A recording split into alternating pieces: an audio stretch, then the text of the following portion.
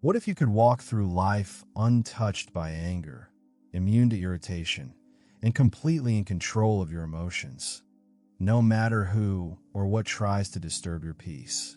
Chapter 1. The 3 hidden emotional traps that sabotage your calm, and how to escape them forever. In the journey of life, no matter how intelligent or capable we are, there is one invisible force that quietly undermines our peace, productivity, and happiness: our emotions. Anger, irritation, and frustration are not random events. They are signals, warnings that we are caught in emotional traps that our mind has created over years. Most people never realize these traps exist, which is why they spend their lives reacting, overthinking, and feeling powerless. Today, we're going to uncover the 3 hidden emotional traps that sabotage your calm, and more importantly, I will show you how to escape them permanently so that no one and nothing can disturb your inner peace again. Trap 1. The expectation illusion.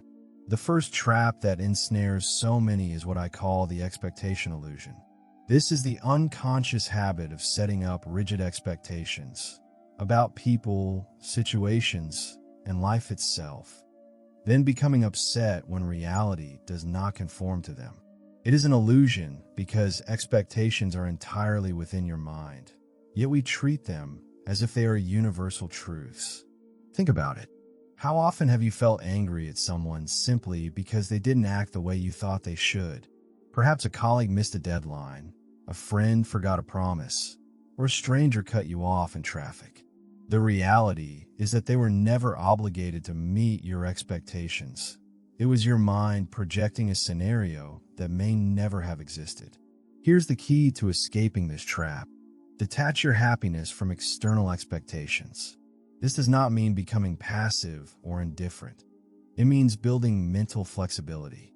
Instead of thinking, "they should do this," reframe your mind to, "I prefer this, but I accept whatever happens." By doing so, you take back the control of your emotions, because your inner calm no longer depends on the unpredictable actions of others. Action step. Start small. Each time someone annoys you, ask yourself, am I angry because of reality or because my expectations are unmet? Over time, this habit rewires your brain, reducing anger and disappointment dramatically. Trap 2. The personalization trap. The second trap is called personalization. This is the unconscious habit of interpreting other people's words and actions as attacks on you personally. Human beings are social creatures, and we naturally care about what others think. But personalization takes this to an extreme. Imagine a coworker criticizes a report you wrote. Immediately, your mind might spiral. They hate me. I'm not competent. I will never succeed. The truth: their comment is about the work, not your worth. Yet, by personalizing, you give them power over your emotional state. Escaping the personalization trap requires a mental separation between yourself and external events. Understand that most people's words and actions are reflections of their own minds, moods, and limitations, not of your value. When you truly internalize this, a remarkable thing happens. Your calm becomes unshakable because you no longer treat external triggers as personal attacks. Action step. Next time someone says something that irritates or offends you, pause and ask, is this about me or about them? Train your mind to respond with curiosity instead of automatic defensiveness. This single habit, when practiced consistently, is transformative. Trap 3. The ruminating loop. The third trap is the ruminating loop. This is the tendency to replay past events, conversations, or conflicts over and over in your mind, often exaggerating the negative emotions each time. Rumination is like a mental hamster wheel. The more you think about it, the angrier, sadder, or more anxious you feel. Most people think that revisiting a problem will help them solve it. But in reality, rumination only strengthens the emotional reaction, making it more difficult to release. It is the silent saboteur of calm, slowly eroding peace and clarity over time. The antidote is active mental redirection and reframing. Instead of endlessly replaying a negative scenario, consciously ask, what can I learn from this? What action, if any, will improve the situation? Then shift your focus to productive thought or a calming practice like deep breathing, journaling, or physical activity. Over time, this builds a mental muscle called emotional resilience, which makes it almost impossible for trivial annoyances to disturb you. Action step. When you catch yourself ruminating, use the 3-second rule. Pause for 3 deep breaths, label the emotion without judgment, and intentionally shift focus to a constructive thought or activity. This breaks the loop and strengthens your emotional self-control. The real-world power of escaping these traps. Now, you might wonder, does this really work in the real world? The answer is a resounding yes. People who master these 3 traps experience life differently. They handle difficult colleagues with grace, avoid unnecessary arguments, maintain composure under stress, and make better decisions. Their emotional energy is no longer wasted on petty frustrations. Imagine walking into a room where someone is complaining or criticizing. Most people will immediately react, feeling their irritation rise. But you, aware of the traps, simply observe, adjust expectations, refuse personalization, and redirect your focus. The result is calm confidence, influence, and clarity. People notice it. Doors open for you naturally, and opportunities flow, because your inner calm communicates competence and trustworthiness. This is not theory, it is science and practice combined. Neuroscience shows that when we habitually detach from reactive patterns, the amygdala, the brain's emotional alarm system, becomes less reactive. In plain language, the more you practice escaping these traps, the less anger or annoyance arises naturally, creating a stable, peaceful mind. Mastery is a daily practice. Escaping these emotional traps is not a one-time event. It requires mindfulness, self-awareness, and deliberate practice. Begin with small steps. Notice triggers, label the trap, and apply the antidote. Over weeks, your brain rewires. Over months, your life transforms. People will ask you, how do you stay so calm? You will smile quietly, knowing that the secret is simple, yet powerful: mastery over your mind. Remember, anger is not caused by external events. It is manufactured inside your mind by unconscious patterns. By identifying and escaping these 3 hidden emotional traps, the expectation illusion, personalization trap, and ruminating loop, you reclaim your emotional sovereignty. You gain the ability to respond to life with clarity, confidence, and calm, no matter the chaos around you. By the end of this chapter, you are no longer just learning theory. You are equipped with a practical framework that works immediately in your daily life. Apply it consistently, and you will not only reduce anger and frustration, you will create a life defined by inner peace, resilience, and purposeful action. Chapter 2: Emotional Hijacking Exposed. The brain science behind your anger, and how to take back control. Anger is one of the most powerful and disruptive emotions we experience as humans. It can ruin relationships, destroy careers, and cloud judgment in ways that we often do not even notice. But anger is not a random accident. It is the result of a very specific process in your brain, one that scientists call emotional hijacking. Emotional hijacking occurs when a primitive part of your brain, designed for survival, takes over before your rational mind has a chance to intervene. Understanding this process is the first step toward regaining control and living a life where you are calm, composed, and unshaken by provocation. At the center of this process is the amygdala, a small almond-shaped cluster of neurons deep in your brain. The amygdala is your brain's alarm system, scanning the environment for threats, real or perceived.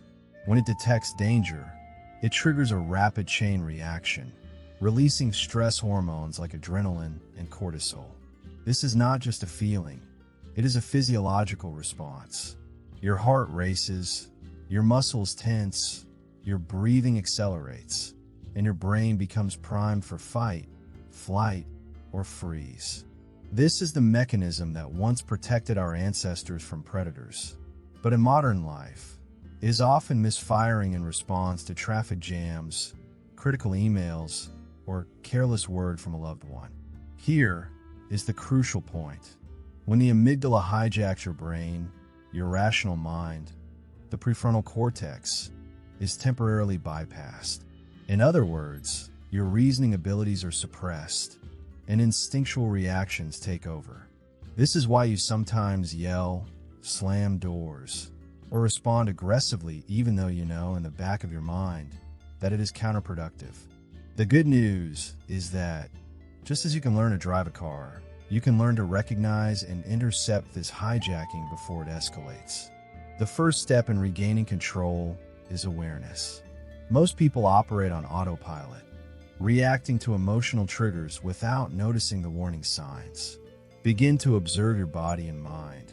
Notice the subtle tension in your jaw, the shallow, rapid breathing, the heat rising in your chest, the tightening of your fists. These are the signals that your amygdala is about to hijack your reasoning. By observing without judgment, you create a small but powerful gap between stimulus and response. This gap is where control lives. Once you have awareness, the second step is breathing and grounding. The moment you feel your body preparing for an emotional reaction, engage in deep, slow breathing. Focus on expanding your diaphragm, inhaling for 4 counts, holding for 4 counts, and exhaling for 6 counts.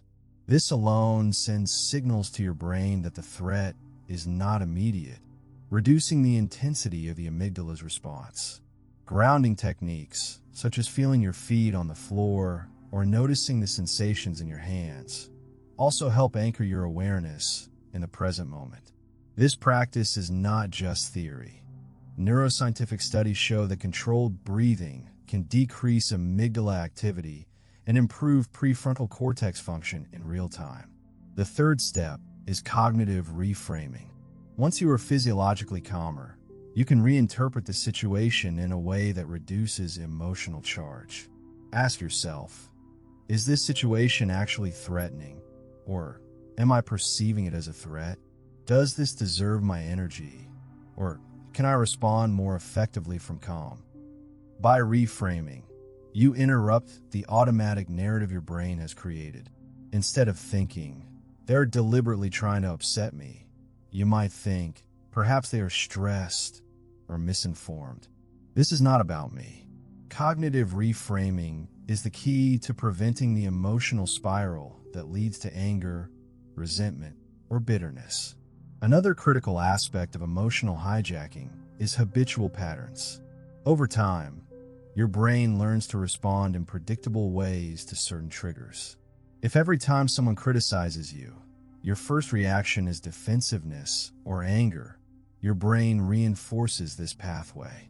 The good news is that neural pathways are not fixed. They're plastic. By intentionally practicing new responses, such as pausing, breathing, and reframing, you create stronger neural pathways for calm and rational reactions. This is called neuroplasticity, and it is the scientific foundation for emotional mastery.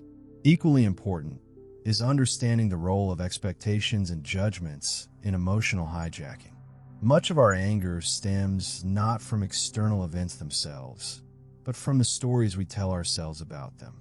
When someone cuts us off in traffic, it is not the act itself that triggers anger, but the meaning we assign. They're disrespectful, or this is unfair. By questioning these interpretations, you gain control over the emotion itself. Real-world application of this principle transforms your life.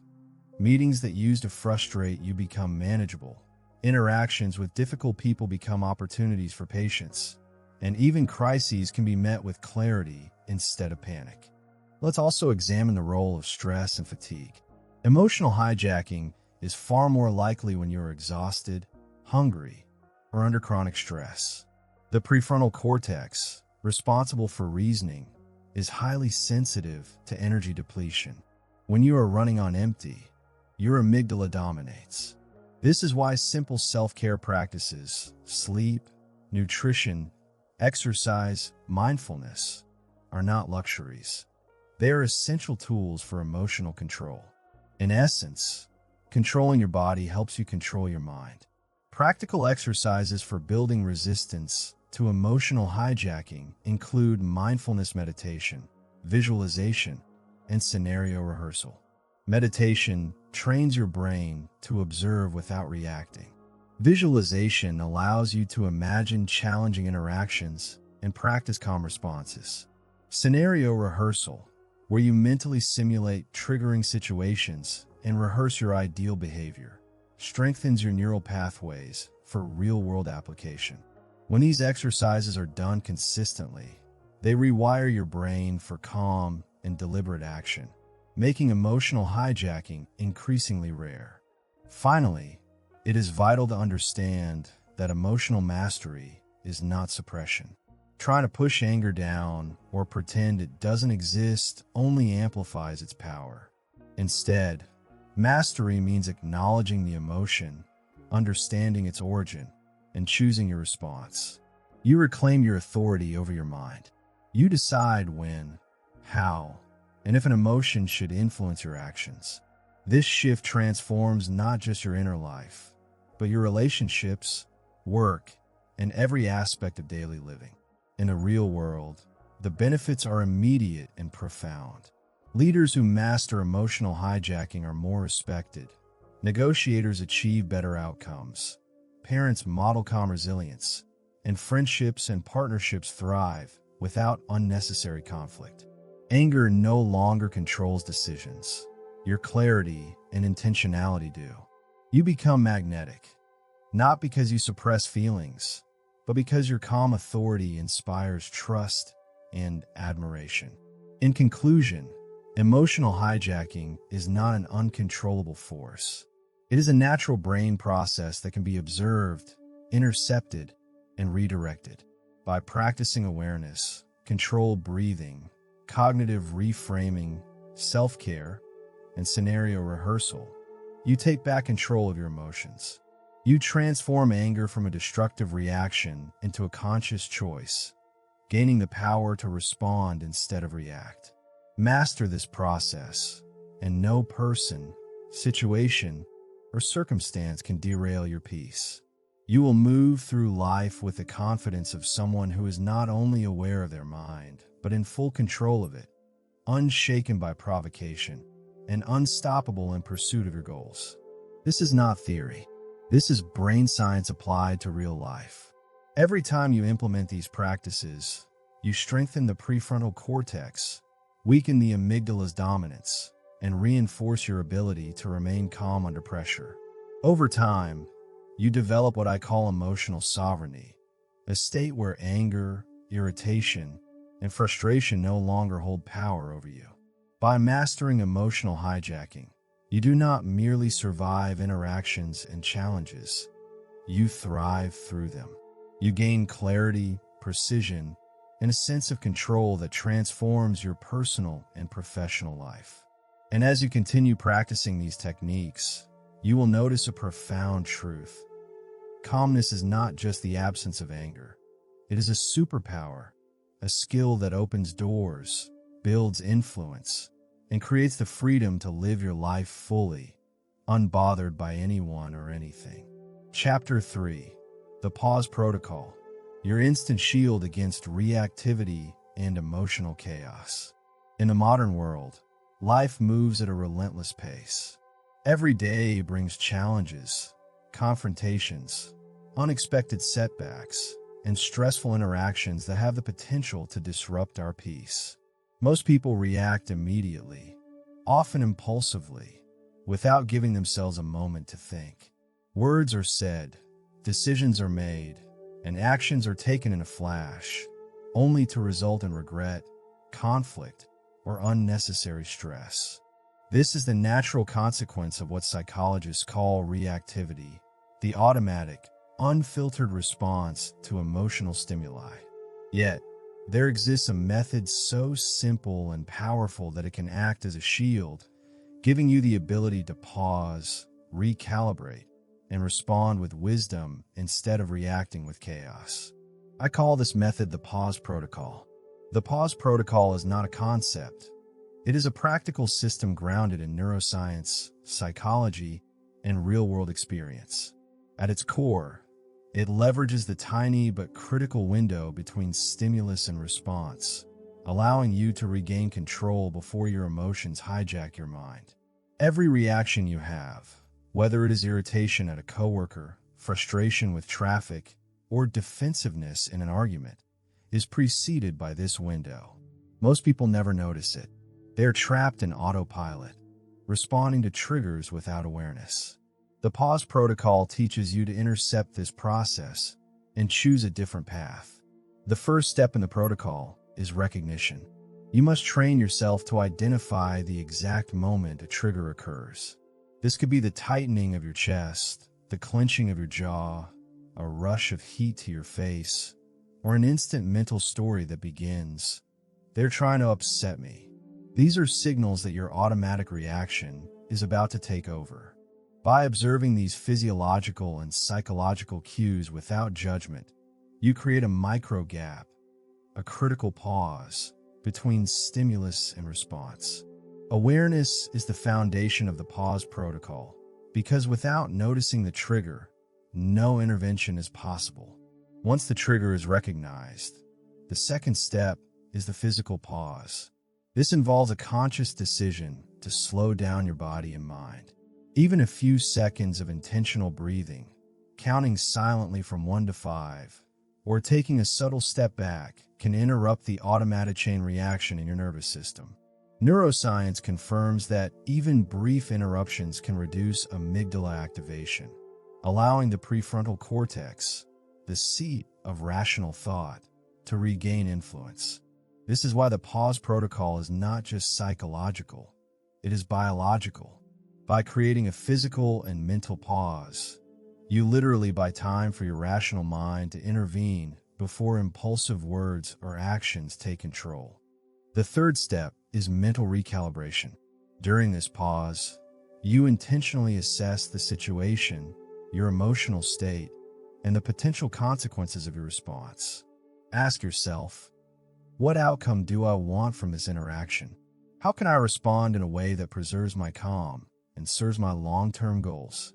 This step transforms reactive energy into constructive action. It converts frustration into strategy, irritation into patience, and conflict into opportunity.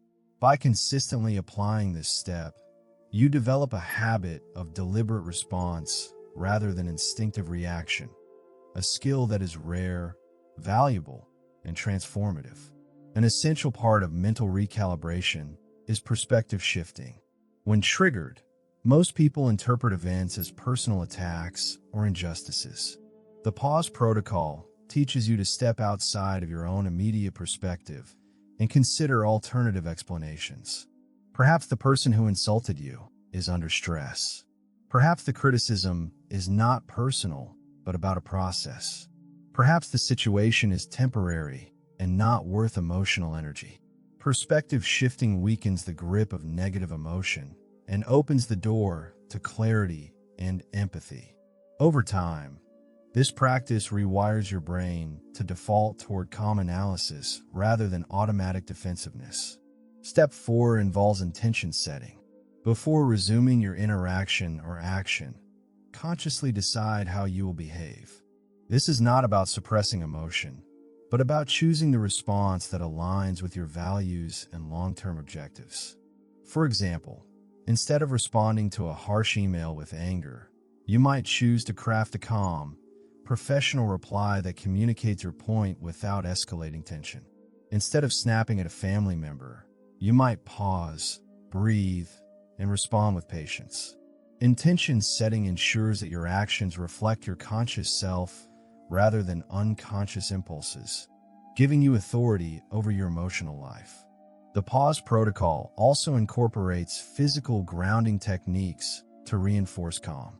Simple actions like pressing your feet into the floor, feeling your hands against a surface, or taking slow, deep breaths anchor your mind in the present moment.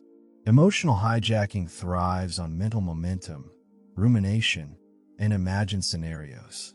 Grounding interrupts these patterns, reducing emotional intensity and enhancing your capacity for rational thought. This combination of physical and mental strategies makes the pause protocol a robust, real-world tool for maintaining control in any situation. Another powerful aspect of the pause protocol is its role in preventing escalation. Most conflicts grow worse not because of the original issue, but because people react impulsively, inflaming emotions and creating a chain reaction. By pausing, you disrupt this chain. You refuse to participate in automatic escalation.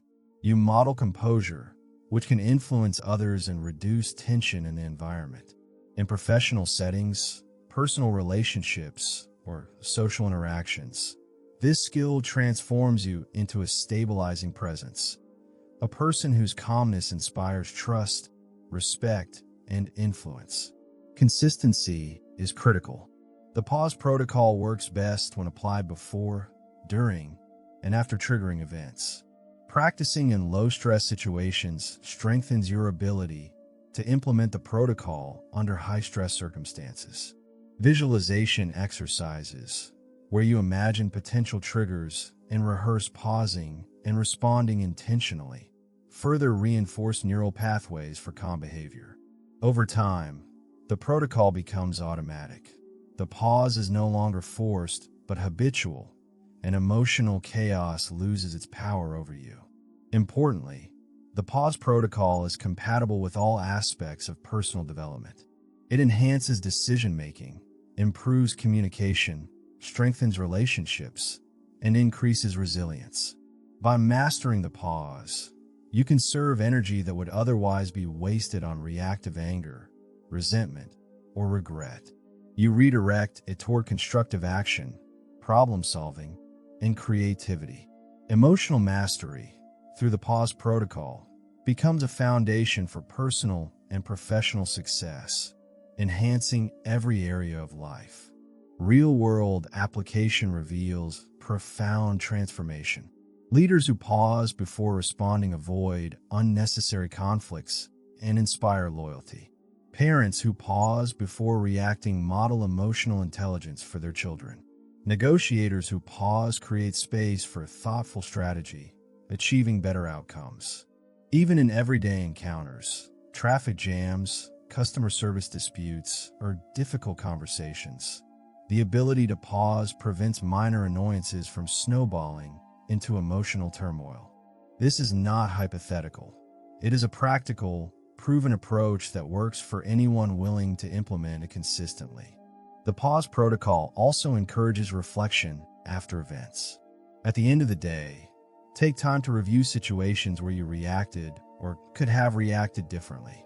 Identify patterns, celebrate successes, and consider improvements. This reflection strengthens awareness, reinforces neural pathways for calm response, and accelerates mastery. Over time, the protocol is no longer a series of conscious steps, but becomes a natural, automatic shield against emotional hijacking and reactivity. In conclusion, the pause protocol is more than a technique. It is a lifestyle of deliberate awareness, intentional response, and emotional sovereignty. It empowers you to intercept impulses, recalibrate your mind and body, set purposeful intentions, and respond in alignment with your highest goals. Applied consistently, it transforms emotional chaos into composure, reactive frustration into strategic action, and impulsive anger into calm authority. By mastering the pause protocol, you gain the ability to navigate life with clarity, resilience, and confidence. No insult, provocation, or stressful event can destabilize your inner calm. You move through the world with the quiet power of someone who is in control of their mind, unshaken by external forces, and fully capable of making decisions that serve both immediate and long-term objectives. The pause protocol is your instant shield, your practical tool for achieving unshakable calm. It is the difference between reacting and responding, between chaos and clarity, between frustration and empowerment. Those who implement it consistently do not just survive life's challenges, they thrive through them with calm, authority, and unstoppable confidence. Chapter 4: The Reframe Revolution. Rewire your mind to turn any trigger into unbreakable peace. In life, triggers are everywhere. They appear in conversations, interactions, and situations we encounter every day. A careless comment, a harsh critique, a minor inconvenience. Any of these can spark irritation, resentment, or anger. Most people react immediately, letting these triggers dictate their emotions and actions. But what if you could completely transform this process? What if, instead of being controlled by triggers, you could use them as opportunities to cultivate calm, clarity, and resilience? This is the essence of the reframe revolution, a powerful method to rewire your mind so that any trigger becomes a gateway to unbreakable peace. At its core, the reframe revolution is about changing the meaning you assign to events. Emotions are not caused solely by external circumstances. They are generated by the stories your mind tells about those circumstances.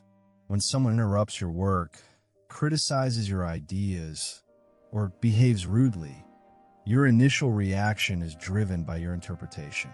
Most people interpret these events as personal attacks, injustices, or failures, and they respond emotionally. The reframe revolution teaches you to step outside the immediate emotional response and deliberately assign a new, empowering meaning to the situation. The first step in the reframe revolution is awareness.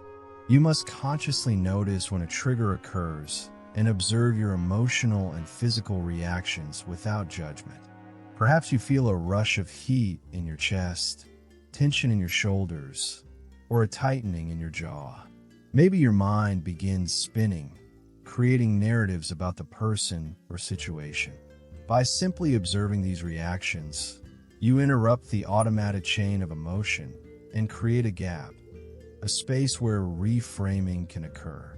Awareness is the foundation because you cannot change what you do not notice. Once you are aware, the second step is mental reframing. This is the deliberate practice of changing the narrative in your mind.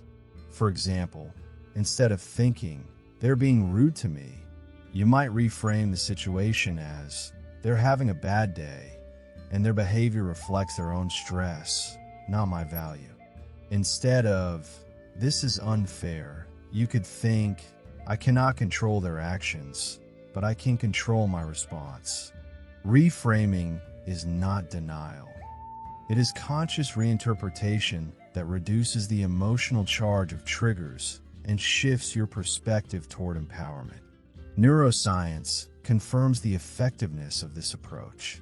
When you reframe a situation, the prefrontal cortex, the rational, decision-making part of the brain, engages, while the amygdala's reactive response diminishes. In simple terms, your brain shifts from a state of reactive emotion to one of deliberate calm. Over time, repeated practice strengthens neural pathways associated with rational thinking and emotional regulation, while weakening the automatic pathways that lead to anger and frustration. This is real-world brain rewiring, and it is the foundation of unbreakable peace. The third step in the reframe revolution is language mastery. The words you use in your mind and speech shape your perception of reality. Replace judgmental or negative phrases with neutral or positive ones. For instance, instead of saying, "This is ridiculous," say, "This is challenging, but I can handle it." Instead of labeling someone as inconsiderate, think, "They are acting from their perspective, which may not match mine." The simple act of consciously choosing your words changes your emotional experience and influences the outcome of interactions. Words are not just communication. They are tools for shaping your internal and external reality. The fourth step is questioning your assumptions. Most triggers provoke emotional reactions because of unconscious beliefs or rigid expectations. Perhaps you believe that people should treat you with constant respect, that life should be fair, or that mistakes are unacceptable. When reality conflicts with these beliefs, anger and frustration arise. Reframing involves challenging these assumptions and considering alternative perspectives.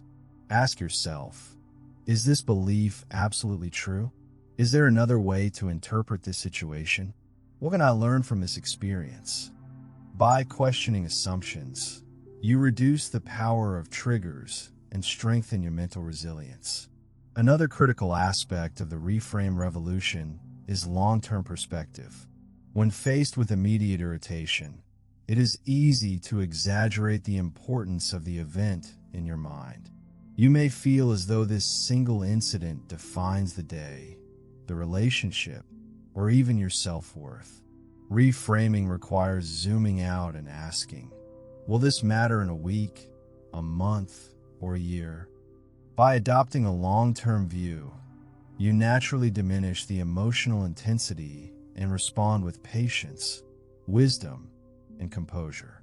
This perspective shift is what separates those who are chronically reactive from those who maintain calm and influence. The reframe revolution also emphasizes learning from every trigger. Instead of seeing provocations as obstacles, treat them as opportunities for growth. Each trigger is a mirror reflecting areas where your mind can become stronger, more flexible, and more self-aware. Ask yourself, what does this situation teach me about my reactions, my assumptions, or my priorities? By reframing in this way, challenges become tools for personal evolution, and emotional triggers transform from threats into opportunities for mastery.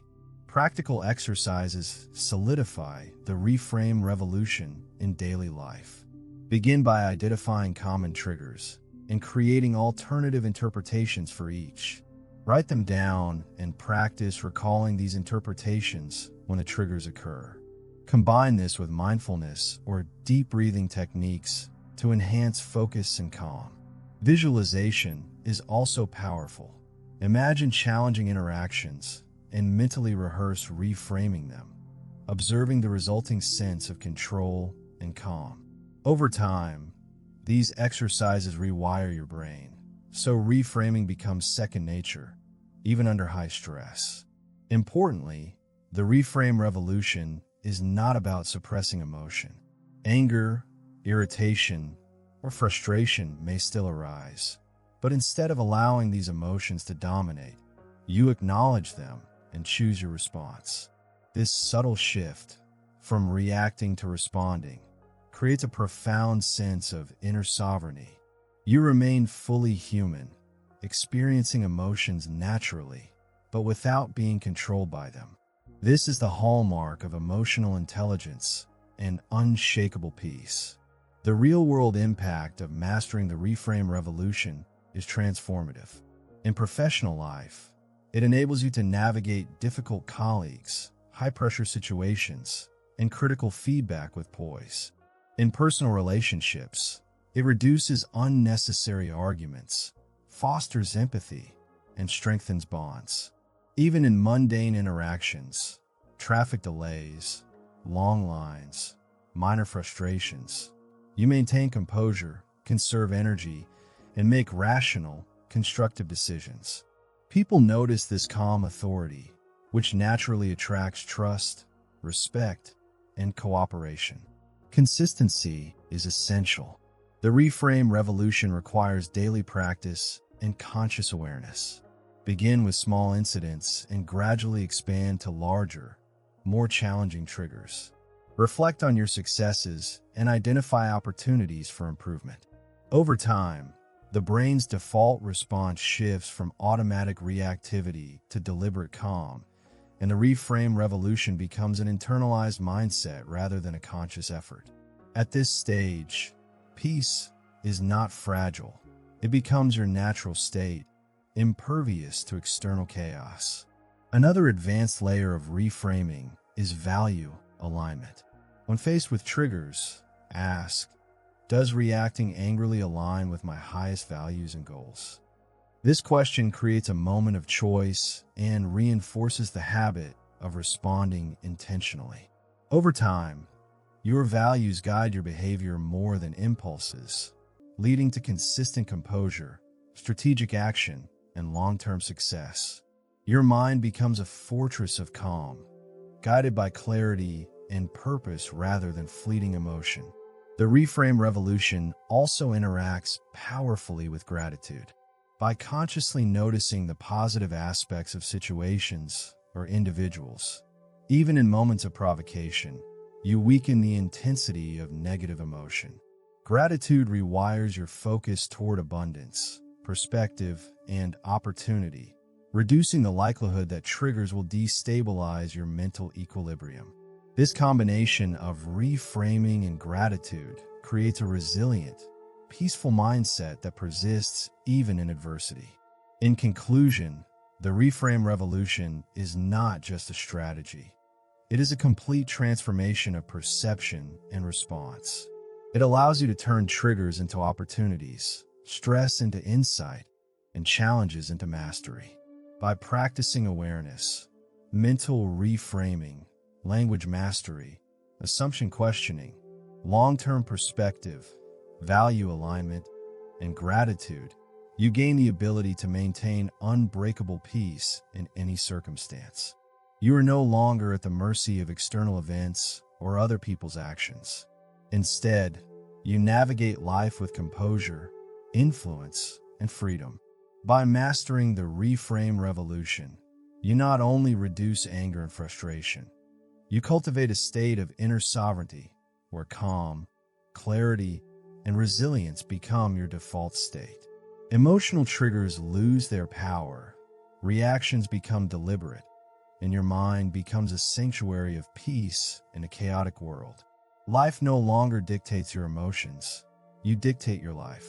You move forward with confidence, wisdom, and unstoppable calm, knowing that every challenge, every criticism, and every inconvenience is an opportunity to exercise mastery over your mind and experience true, unshakable peace. Chapter 5: The Detachment Code. Achieve true emotional independence and reclaim your power. In a world filled with constant demands, unpredictable behavior, and relentless pressures, one of the most valuable skills a person can develop is emotional independence. The ability to remain unshaken, unmanipulated, and fully in control of their own mind.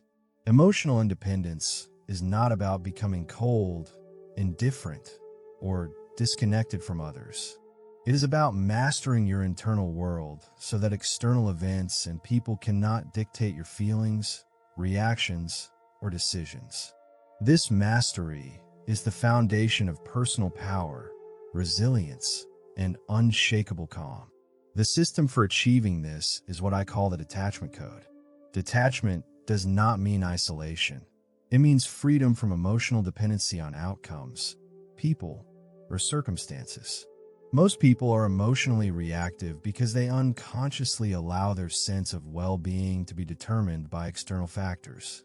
They are deeply invested in how others perceive them, how situations unfold, or whether life aligns with their expectations. When these factors fail to meet their desires, anger, frustration, and stress arise.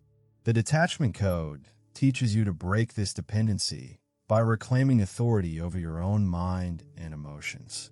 The first step in the detachment code is radical self-awareness. You must begin to observe your thoughts, feelings, and bodily reactions as they occur, without immediately identifying with them. Notice when you feel frustration, irritation, or anxiety building, and track the triggers that provoke these emotions. Awareness is not judgment. It is simply observation. By creating this space between stimulus and response, you start to recognize that emotions are temporary signals, not permanent states or truths. This awareness is the key to unlocking emotional independence because it allows you to choose whether to engage with or release any feeling. Step 2 is understanding impermanence. Emotional dependency often arises because people treat events, words, or circumstances as fixed and unchangeable. Life, however, is fluid and nothing is permanent. Situations, people, and even your own thoughts and feelings are constantly shifting. By internalizing the truth of impermanence, you begin to detach from rigid expectations and recognize that your happiness and calm do not have to be contingent on external events. You become resilient, adaptable, and grounded, no matter what life throws at you.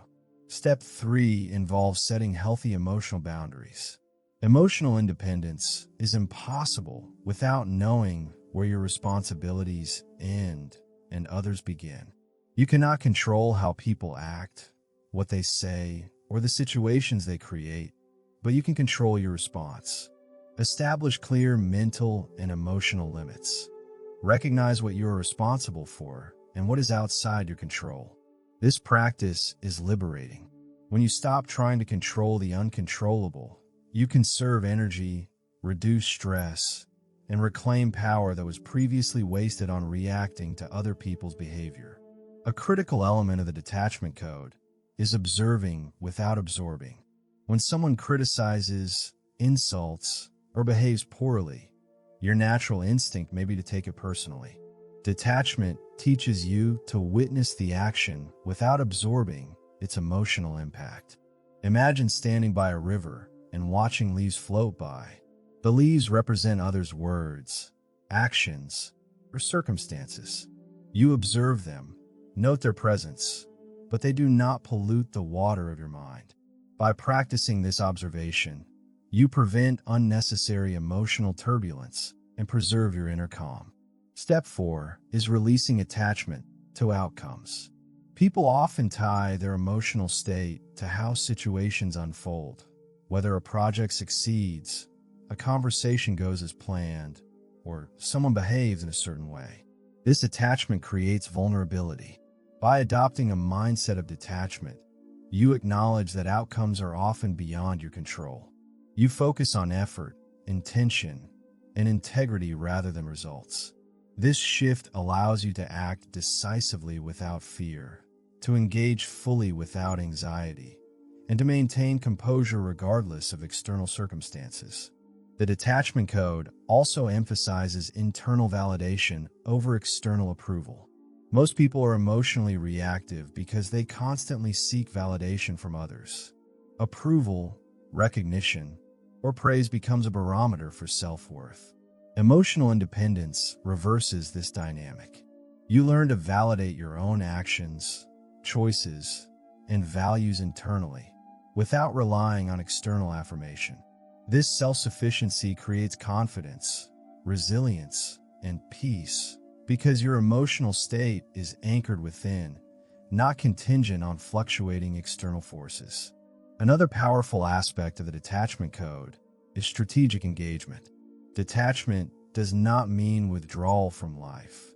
It means engaging deliberately, with awareness and choice. You interact fully, contribute meaningfully, and pursue your goals passionately, but without allowing external reactions or obstacles to control your emotions. This level of engagement is rare, and it positions you as someone whose calm, authority, and focus inspire respect and influence naturally. You are fully present, yet emotionally sovereign. Practical exercises for mastering detachment include mindful observation, journaling, and scenario rehearsal. Mindful observation trains your brain to notice thoughts and emotions without automatic reaction. Journaling helps identify patterns, triggers, and habitual dependencies. Scenario rehearsal allows you to imagine challenging situations and practice responding from a place of calm detachment. Over time, these exercises create a mental framework where emotional independence becomes your default state and triggers lose their power over you. Step 5 is embracing the power of choice. Every emotional reaction is optional. You are not obligated to respond in anger, frustration, or fear.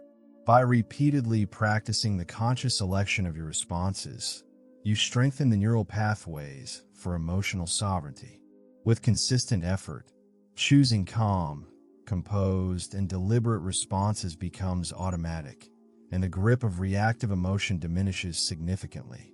Step 6 involves letting go of grudges and resentment. Holding on to past slights or injustices creates unnecessary emotional dependency. Your mind and body remain tied to events that are no longer present. Detachment requires releasing these emotional debts, forgiving not for the benefit of others, but to reclaim your own freedom. Letting go creates space for clarity, focus, and emotional strength. It is a radical act of self-empowerment, reinforcing the principle that your well-being is your responsibility alone. Step 7 is practicing non-attachment in relationships. Emotional independence does not mean avoiding connection. It means maintaining self-sovereignty while interacting with others. You love, care, and engage fully, yet you do not allow others' moods, behaviors, or decisions to dictate your inner state. This balance is liberating. It allows deep, authentic relationships while preserving the peace, confidence, and power that come from detachment. The detachment code is also reinforced by internalizing personal responsibility. Recognize that your happiness, calm, and emotional balance are primarily your responsibility. Blaming others or circumstances gives away your power. By embracing responsibility, you shift from a reactive mindset to a proactive one, gaining control over your thoughts, decisions, and emotional state. This is not self-blame. It is empowerment, a clear acknowledgement that your life is guided by your choices rather than external chaos. Another transformative principle is consistent self-reflection. At the end of each day, review situations that triggered strong emotions. Identify what you did well in practicing detachment and what could improve. Reflection solidifies learning, enhances awareness, and accelerates mastery. Over time, detachment becomes natural, and emotional independence is no longer an effort, but a permanent feature of your character. Detachment also enhances decision-making. When you are no longer reactive, you can think clearly, analyze situations objectively, and make choices that serve long-term goals rather than short-term impulses. Emotional independence prevents rash decisions, impulsive arguments, and unnecessary conflicts. It positions you as someone who operates with clarity, influence, and calm authority in every situation. Real-world applications of the detachment code are profound. Leaders who practice detachment remain composed under pressure, inspire confidence, and navigate crises effectively.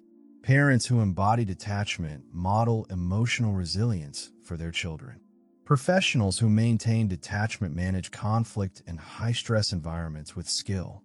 Even in everyday encounters, customer service disputes, traffic frustrations, or minor interpersonal conflicts, detachment transforms experience, replacing agitation with calm, empowerment, and focus. In conclusion, the detachment code is more than a set of techniques. It is a lifestyle of emotional independence, clarity, and personal power. By practicing radical self-awareness, observing without absorbing, releasing attachment to outcomes, validating yourself internally, engaging strategically, letting go of resentment, maintaining non-attachment in relationships, and embracing personal responsibility, you reclaim authority over your emotional life. Through mastery of the detachment code, you achieve a state of inner freedom where no insult, provocation, or circumstance could destabilize you. You are fully present, fully engaged, yet fully sovereign over your mind and emotions. Life no longer controls you. You control your life. Emotional chaos, manipulation, and dependency lose their power, leaving you empowered, composed, and unstoppable. This is true emotional independence, the ultimate shield against reactivity, and the foundation for unbreakable peace, personal power, and lifelong success. Chapter 6: The 4 Toxic Personality Types That Trigger Everyone, and the Proven Strategies to Neutralize Them. In life, certain people seem to have a unique ability to provoke frustration, anger, or irritation almost effortlessly. They trigger emotional responses in even the calmest individuals, creating conflict, stress, and unnecessary drama. While it is impossible to control other people's behavior, understanding the personality types that are most likely to trigger reactions is the first step toward maintaining unshakable calm. The second step is implementing proven strategies to neutralize their impact, so you remain composed, resilient, and in control no matter the situation. The first personality type is the critic. Critics are quick to judge, highlight flaws, and offer unsolicited advice. They thrive on pointing out mistakes and can make even competent people feel inadequate. Their words can sting, especially when you internalize them or allow them to challenge your self-worth. The key to neutralizing a critic is mental reframing and emotional detachment. Understand that their criticism often reflects their own insecurities, experiences, or need for control, not your value. Train yourself to extract any useful feedback without absorbing the negativity. Practice silent observation and respond only when necessary, using calm and fact-based language. Over time, the critic loses the ability to provoke emotional reactions because your mind no longer confuses their commentary with a personal attack. The second personality type is the manipulator. Manipulators subtly influence, guilt trip, or pressure others to achieve their own ends.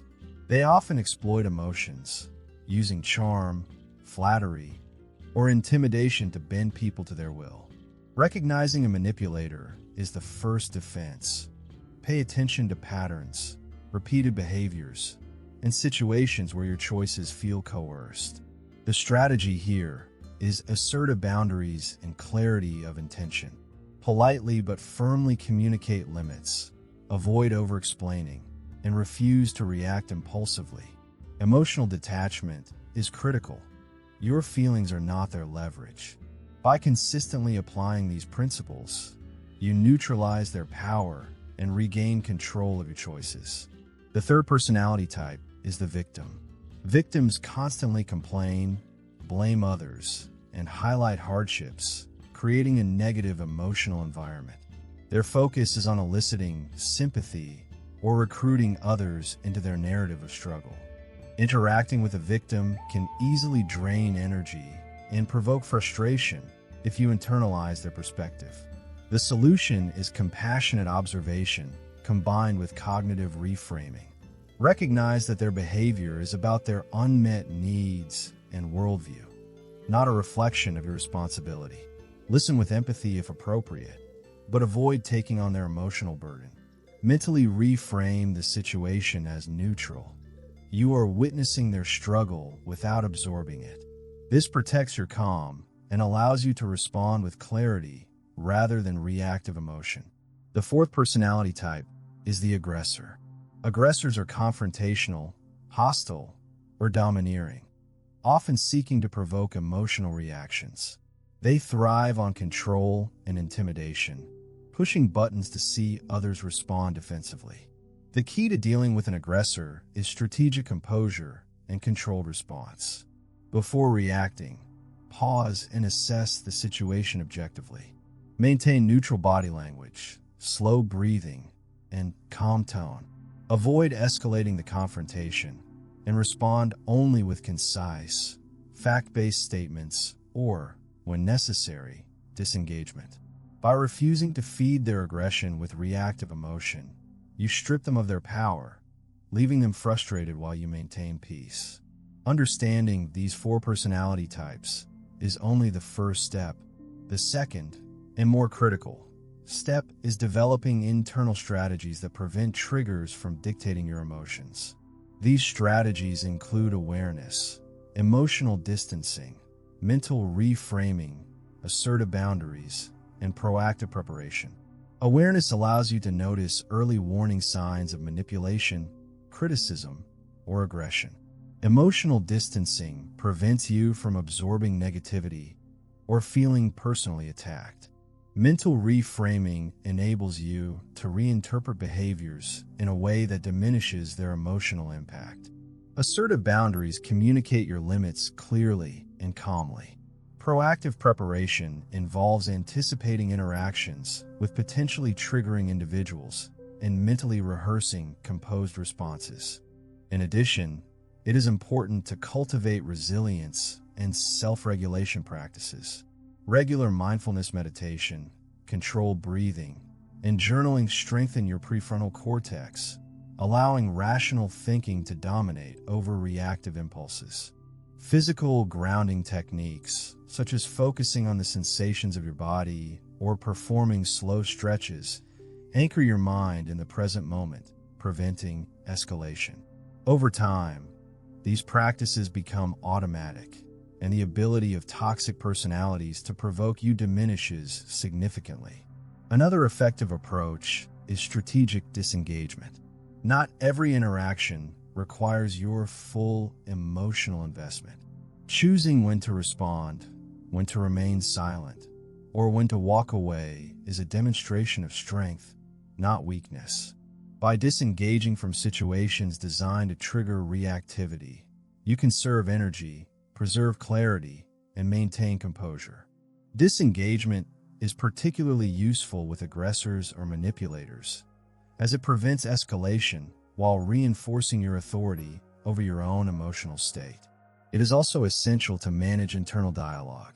Toxic individuals often exploit cognitive biases, creating narratives in your mind that magnify irritation or resentment. When triggered, pause and examine your thoughts. Ask, am I personalizing this behavior? Am I assigning meaning that is not required? Am I reacting to reality or to my interpretation? By questioning your internal narrative, you weaken the emotional response and regain mental clarity. This practice is critical for transforming triggers into opportunities for self-mastery rather than stress. Empathy is another tool in neutralizing toxic personalities, but must be applied with discernment. Understand that their behavior stems from unmet needs, past experiences, or insecurities. Recognizing this helps you remain calm and compassionate without taking responsibility for their emotions. Empathy combined with detachment allows you to navigate interactions with skill, maintaining your emotional sovereignty while reducing unnecessary conflict. Consistent reflection and review strengthen these skills. After encounters with toxic individuals, analyze the situation. What triggered you? How did you respond? What strategies were effective? What could improve? This reflective practice builds self-awareness, reinforces boundaries, and accelerates mastery over emotional reactions. Over time, interactions that once provoked stress become manageable, even trivial, as your mind defaults to calm observation rather than reactive engagement. Real-world applications of these strategies are profound. In professional settings, leaders who understand these personality types maintain authority and influence while reducing conflict and stress. Employees who neutralize triggers become more productive, resilient, and respected. Parents and caregivers who apply these principles model emotional intelligence for children, fostering healthier family dynamics. Even casual social interactions become smoother, less stressful, and more constructive. It is also critical to recognize that emotional independence is the foundation of neutralizing toxic personalities. Regardless of someone's behavior, your response is your responsibility. By cultivating inner calm, awareness, and self-regulation, you render their attempts to provoke you ineffective. They may continue to act in challenging ways, but your mind and emotions remain unaffected. This is the ultimate power, the ability to navigate life without being ruled by external chaos. The detachment code and the reframe revolution integrate seamlessly with strategies for managing toxic personalities. Awareness, reframing, boundary setting, and emotional sovereignty form a combined toolkit that allows you to turn potentially volatile situations into opportunities for calm mastery. Each encounter becomes a chance to practice poise, strengthen neural pathways for rational response, and enhance personal power. In conclusion, the 4 toxic personality types, the critic, manipulator, victim, and aggressor, pose challenges that are unavoidable in life. However, by applying proven strategies, mental reframing, emotional detachment, assertive boundaries, strategic disengagement, mindful observation, controlled internal dialogue, and empathy, you neutralize their influence. You reclaim authority over your emotional state, maintain unshakable calm, and convert triggers into opportunities for growth, composure, and resilience. Mastering interactions with toxic personalities does not make life devoid of challenge. It makes you unshakable, capable of responding to conflict with clarity, composure, and strategic intelligence. You move through life with confidence, influence, and emotional sovereignty, demonstrating that external behavior does not define your inner state. This mastery transforms relationships, enhances productivity, strengthens leadership, and creates a profound sense of peace that cannot be disturbed by anyone, anywhere, under any circumstances. Through the consistent application of these strategies, you achieve what most people never do: true emotional independence. You remain calm in the face of criticism, unmoved by manipulation, resilient against negativity, and composed in confrontations. This is the essence of the detachment code applied to the real world. A life of clarity, freedom, and unstoppable peace, where your mind is yours, unbothered by anyone. Chapter 7. Decode human behavior. Master social intelligence and read people like an open book. Human behavior is complex, nuanced, and often confusing, yet understanding it is one of the most powerful skills you can develop. The ability to read people accurately, anticipate reactions, and respond appropriately is the foundation of emotional mastery, social influence, and personal success. Social intelligence is not a talent reserved for a few. It is a skill that can be learned, practiced, and refined. By decoding human behavior, you gain insight into motivations, triggers, and patterns, allowing you to navigate interactions with confidence, composure, and strategic intelligence. At the heart of decoding human behavior is observation. Most people operate on autopilot, reacting to words and actions without truly noticing underlying patterns. Observing carefully means paying attention not only to what is said, but also to what is unsaid. Tone of voice, facial expressions, posture, gestures, and microexpressions. These subtle signals often reveal true intentions, feelings, and attitudes. For example, crossed arms may indicate defensiveness, while a fleeting frown can reveal doubt or skepticism. By honing your observational skills, you begin to see the deeper dynamics behind everyday interactions. The next layer of social intelligence is empathy, the ability to understand and feel what others are experiencing without losing your own composure. Empathy is not agreement, it is perception. By putting yourself in another person's position, you gain insight into their motivations, fears, and expectations. This awareness allows you to respond appropriately, influence effectively, and avoid unnecessary conflict. For instance, Understanding that a coworker's harsh tone stems from stress rather than malice changes your reaction from defensiveness to patience. Empathy transforms your perspective from reactive to strategic, giving you a clear advantage in all social contexts. Another critical component is pattern recognition. People tend to repeat behaviors, often unconsciously. By observing consistent patterns in speech, behavior, or emotional reactions, you can anticipate responses before they occur. This predictive ability is a hallmark of social intelligence. For example, if a friend always becomes defensive when questioned about their decisions, you can approach sensitive topics with tact, framing your questions in ways that minimize confrontation. Recognizing patterns also allows you to spot manipulative behavior, avoid unnecessary triggers, and respond calmly in high-stress situations. Active listening is essential in decoding human behavior. Most people listen passively, formulating their response while the other person is speaking. Active listening requires your full attention, asking clarifying questions, and confirming understanding. This approach not only improves comprehension, but also makes the speaker feel valued and respected.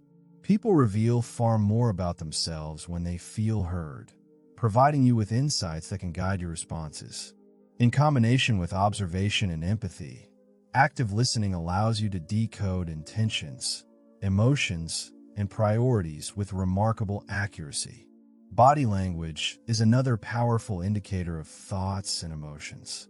Posture, gestures, eye contact, and facial expressions communicate far more than words alone. Microexpressions, fleeting, involuntary facial movements, often betray true feelings that a person may be attempting to conceal. For example, a brief tightening of the lips may indicate disapproval, while subtle eyebrow movement can reveal surprise or doubt. Learning to notice and interpret these cues gives you a real-time window into human behavior, allowing you to respond with precision, confidence, and tact. Tone of voice is equally important. The pitch, pace, and volume of speech convey emotions that words alone cannot. A hesitant or high-pitched tone may indicate uncertainty or fear, while a steady, calm tone suggests confidence and control. By tuning into these vocal signals, you gain insight into the emotional state and intentions of others, enabling you to tailor your responses effectively. Combining tone analysis with body language and verbal content creates a comprehensive understanding of the person in front of you. Understanding motivations is crucial in decoding behavior. People act according to their needs, desires, fears, and goals. Maslow's hierarchy of needs offers a useful framework.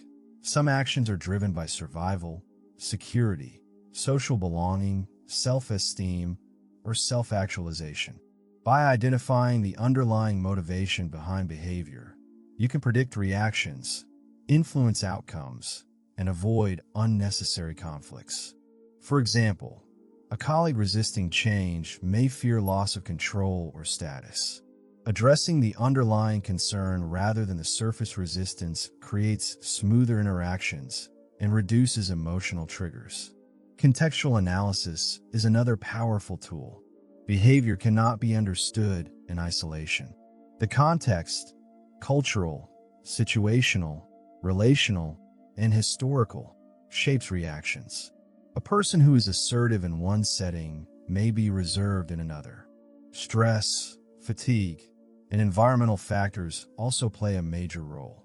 By evaluating the context surrounding behavior, you avoid misinterpretations, maintain perspective, and respond appropriately. This awareness allows you to decode actions accurately, rather than reacting impulsively to perceived slights or provocations. An advanced component of social intelligence is strategic questioning. The questions you ask reveal intentions, clarify motives, and encourage disclosure.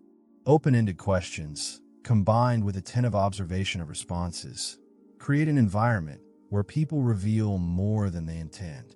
For example, asking, "How do you feel about this approach?" rather than, "Do you like this?" elicits more meaningful information. Coupled with empathy, pattern recognition, and context analysis, strategic questioning allows you to decode human behavior at a deeper level. The ability to manage your own emotional responses is equally critical. Decoding behavior is only effective when your mind remains calm, composed, and focused. Emotional hijacking or reactive responses impair observation, distort perception, and reduce influence. Practices such as controlled breathing, mindfulness, and the pause protocol strengthen your capacity to remain centered, even when confronted with challenging or provocative behavior. By maintaining internal calm, you enhance clarity, expand observation, and increase accuracy in reading others. Predictive modeling of human behavior is the next level.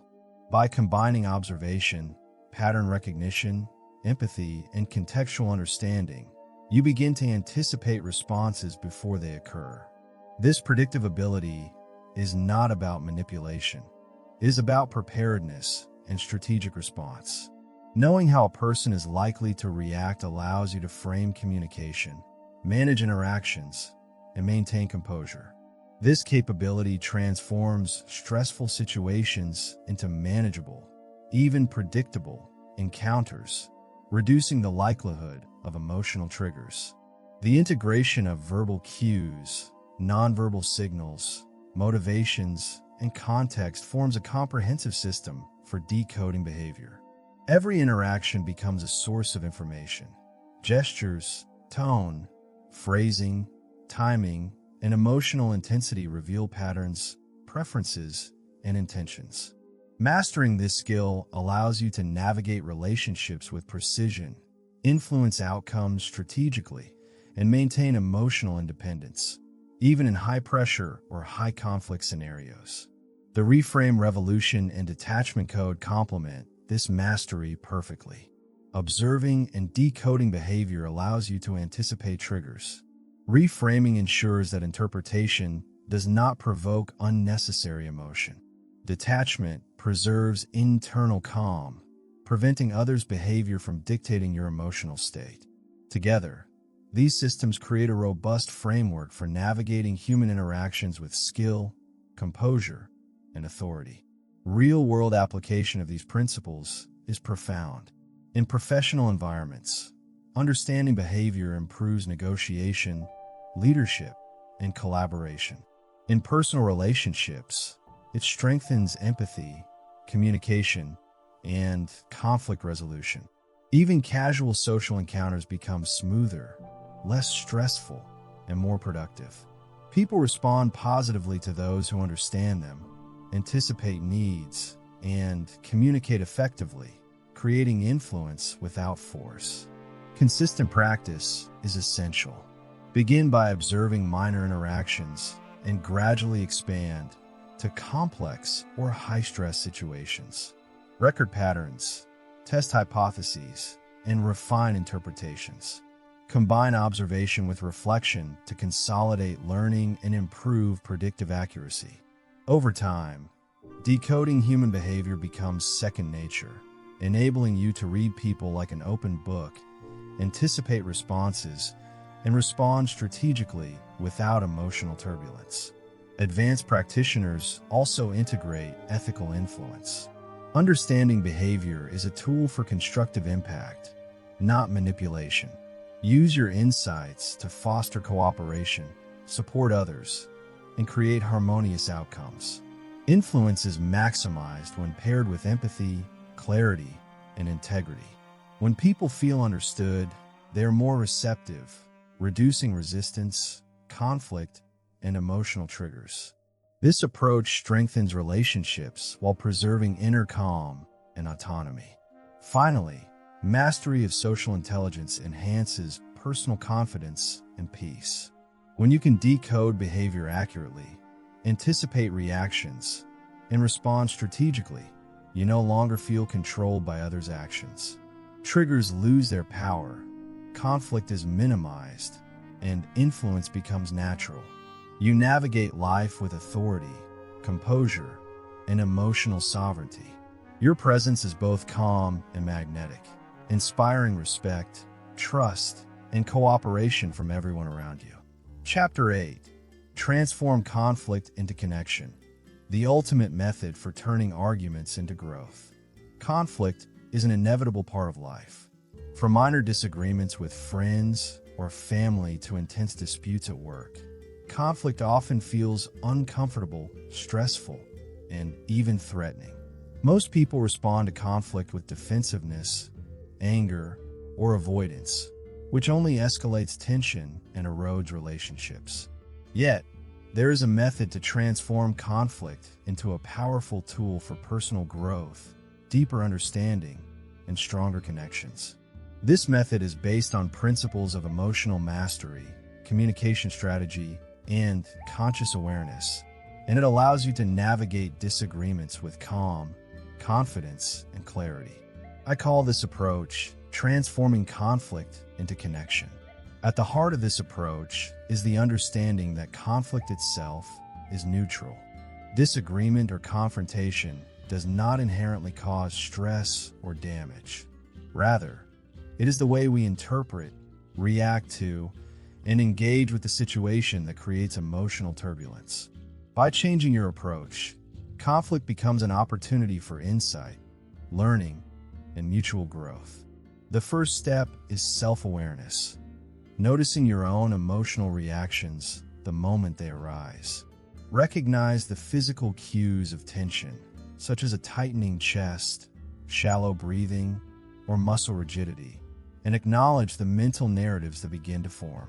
Awareness creates the critical pause between stimulus and response, allowing you to engage intentionally rather than react impulsively. The second step is active listening, the most underutilized skill in conflict resolution. Many people enter arguments with the sole goal of defending their position, proving a point, or winning the exchange. Active listening flips this approach. It involves truly hearing the other person's perspective without judgment or interruption. Observe their words, tone, body language, and emotional cues. Repeat or paraphrase their statements to confirm understanding. So what I hear you saying is, this not only ensures clarity, but also defuses tension because people instinctively calm when they feel understood. Listening fully shifts the dynamic from confrontation to dialogue. Step 3 is reframing the situation. Instead of seeing the conflict as an attack or a threat, reframe it as a shared problem that both parties can address. Ask yourself, what is the underlying need or concern driving this disagreement?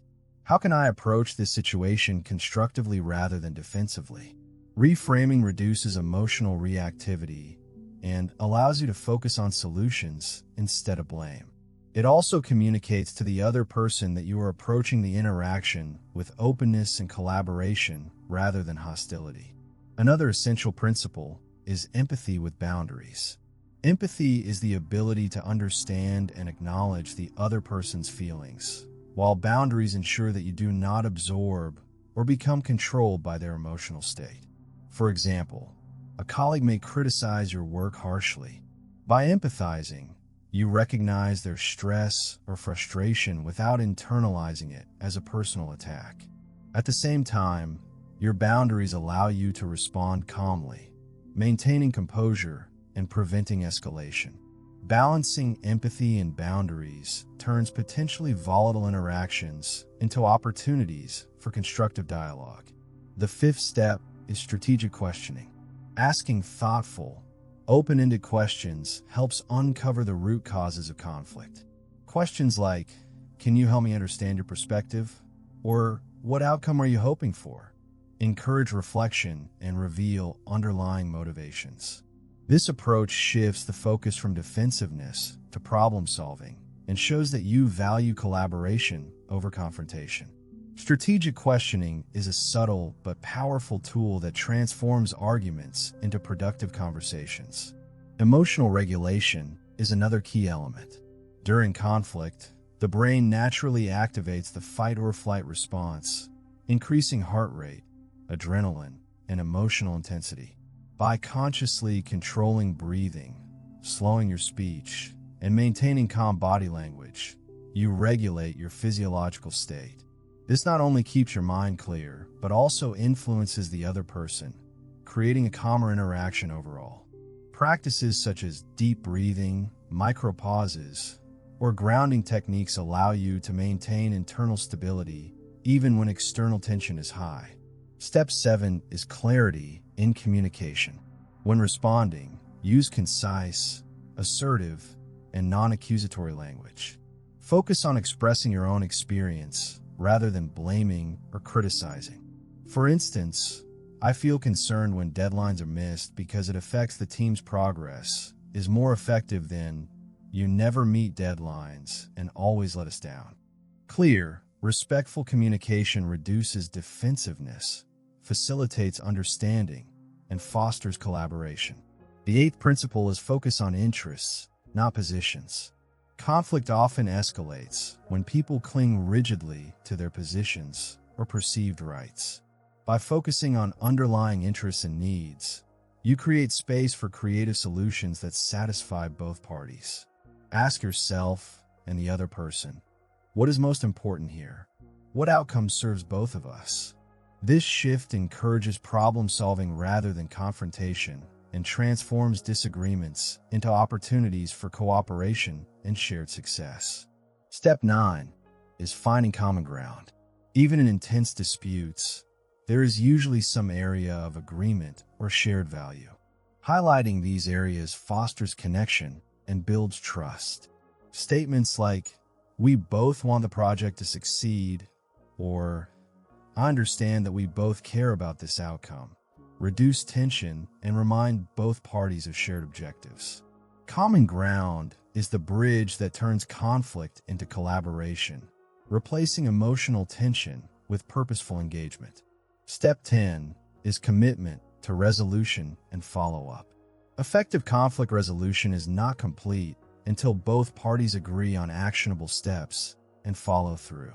This includes setting expectations, defining responsibilities, and checking in to ensure progress. Following through demonstrates accountability and reinforces the value of collaboration. Conflict then becomes a tool for strengthening trust, improving relationships, and promoting mutual growth. Self-reflection after conflict is another crucial practice. Evaluate your own reactions, identify triggers, and consider how you could improve your approach in future interactions. Reflection strengthens awareness, enhances emotional intelligence, and accelerates mastery of conflict transformation. It allows you to learn from each encounter, turning challenges into personal growth and reinforcing your ability to remain composed in future disputes. The principles of reframing, detachment, and social intelligence work together seamlessly in transforming conflict. Awareness creates the pause, reframing shifts perspective, and detachment preserves calm. Social intelligence allows you to read cues, anticipate reactions, and respond strategically. Together, these systems enable you to turn arguments into opportunities for understanding, growth, and connection rather than tension, stress, or regret. Real-world applications of these strategies are profound. In professional environments, conflicts become avenues for innovation, collaboration, and stronger teams. In personal relationships, arguments evolve into opportunities for deeper understanding, trust, and intimacy.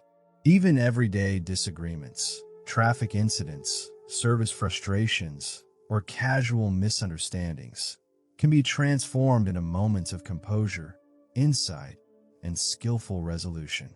Conflict no longer dictates your emotional state. Instead, it becomes a tool for mastery and connection. Consistency in practice is essential. Begin with low-stakes conflicts to refine listening, reframing, and communication skills. Gradually apply these techniques to more challenging situations, observing patterns, outcomes, and areas for improvement.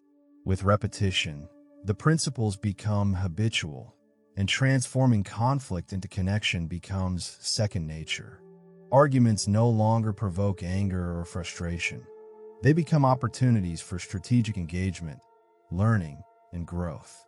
The ultimate benefit of mastering conflict transformation is emotional sovereignty. You maintain control over your own feelings, influence outcomes constructively, and foster stronger, more authentic relationships. You demonstrate authority without aggression, empathy without compromise, and calm without passivity.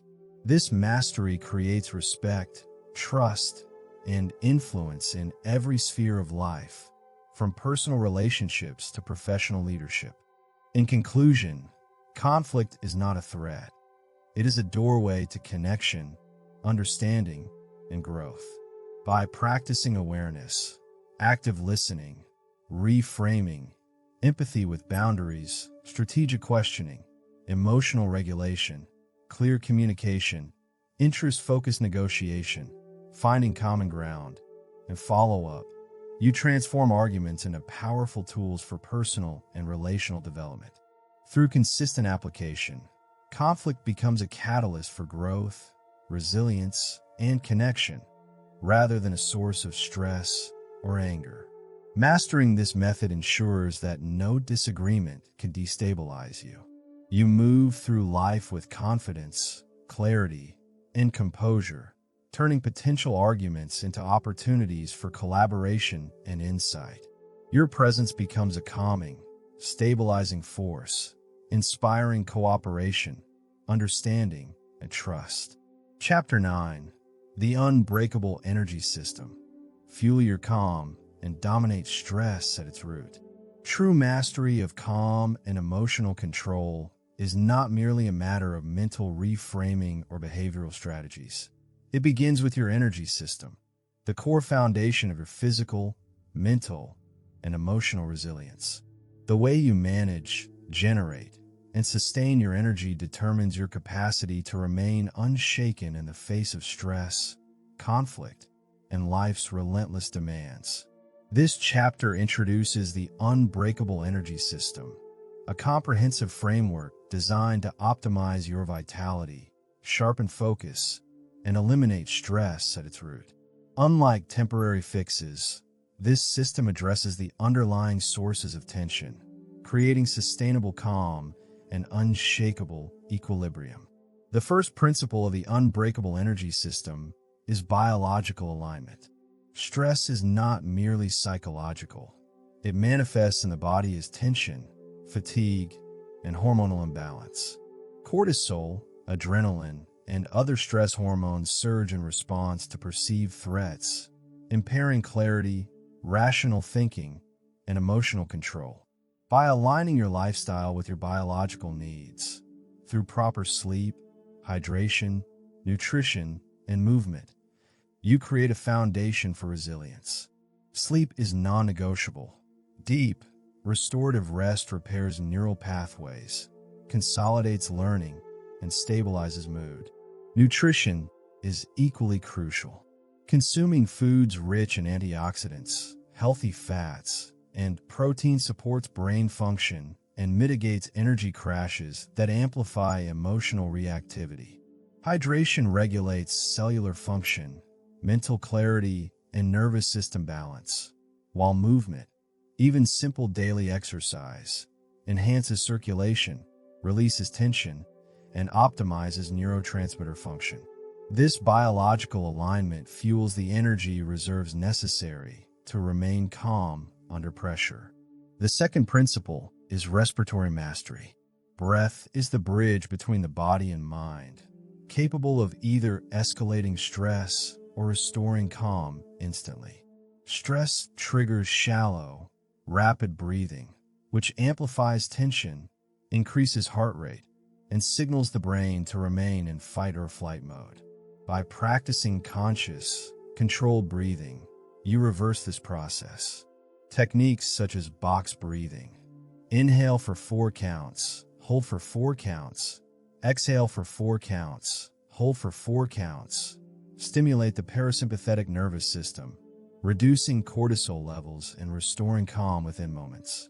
Deep diaphragmatic breathing increases oxygen delivery, stabilizes heart rate, and promotes mental clarity, giving you the physiological advantage to maintain composure when others react impulsively or emotionally. The third component of the system is mental energy calibration. Thoughts consume mental energy, and repetitive negative thinking drains reserves, increasing susceptibility to stress and reactivity. By cultivating a disciplined mind, you optimize energy for strategic action and emotional control. Practices such as journaling, mental decluttering, and focused meditation eliminate unnecessary mental noise. Allocate mental energy intentionally. Prioritize problem solving, creative thinking, and emotionally constructive responses while dismissing worry, rumination, and unproductive analysis. The mind, like a battery, must be charged through constructive focus and conserved by eliminating emotional and cognitive waste. Step 4 is emotional energy regulation. Emotions are energy in motion. Unmanaged, they can overwhelm cognition and fuel impulsive reactions. Understanding emotional triggers, observing responses, and consciously directing energy toward productive outlets transforms potential volatility into strength. Techniques include emotional labeling, identifying and naming feelings as they arise, visualization of controlled responses, and channeling heightened emotional states in a focused activity.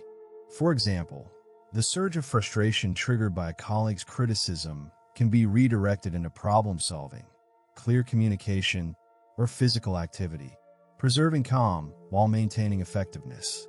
The fifth principle is environmental energy optimization. Your surroundings influence physiological and psychological energy profoundly. Cluttered, noisy, or chaotic spaces stimulate the sympathetic nervous system, while clean, organized, and intentional environments promote clarity and calm. Light, color, sound, and air quality directly affect energy levels and stress responses. Cultivating an environment that supports your nervous system through natural light, controlled noise, decluttered spaces, and air circulation enhances your baseline calm, reduces reactivity, and strengthens resilience to external stressors. Step 6 involves strategic energy management through micro-recovery. Life continuously demands attention, and without regular recovery intervals, energy depletes rapidly, leaving you reactive and emotionally vulnerable. Short, intentional pauses throughout the day, minutes spent stretching, mindful breathing, brief walks, or meditative moments, recharge both the body and mind. Micro-recovery is more than relaxation. It is active energy renewal, allowing sustained focus, composure, and emotional regulation even under prolonged pressure. Those who master micro-recovery outperform others in resilience, clarity, and controlled response. Step 7 is a social energy mastery. The people you interact with influence your energy profoundly. Toxic, draining, or highly reactive individuals can deplete your calm if you remain unprotected. The Unbreakable energy system teaches how to conserve social energy without disengaging unethically or causing conflict. This includes setting boundaries, moderating exposure, and employing mental detachment strategies to avoid absorbing unnecessary stress. Social energy mastery ensures that your composure and focus remain intact regardless of external chaos. Step 8 is physiological synchronization with rhythm and routine. Energy surges and troughs follow natural biological rhythms. Aligning daily activity with these cycles maximizes performance and emotional control. For example, high-focus tasks are best performed during peak alertness, often mid-morning, while reflection, planning, and recovery can occur during lower energy periods. Routine reinforces predictability for both body and mind, stabilizing stress responses and strengthening the neural pathways associated with calm and rational behavior. Step 9 emphasizes mind-body feedback loops. Physical states directly influence mental and emotional states, and vice versa. Maintaining posture, engaging in regular physical activity, practicing yoga, or performing deliberate stretches communicate stability and confidence to the nervous system, reducing susceptibility to stress-induced reactivity. Similarly, intentional mental states, such as visualization, gratitude, or positive affirmation, influence hormones, neurotransmitters, and physiological energy balance. Integrating these feedback loops creates a self-reinforcing cycle of calm, vitality, and emotional independence. Step 10 is integration of purpose-driven energy. Energy is amplified and stabilized when aligned with intention. When your actions, goals, and interactions resonate with personal values and long-term objectives, your internal resources are naturally replenished. Stressful events and provocations are reframed as temporary obstacles.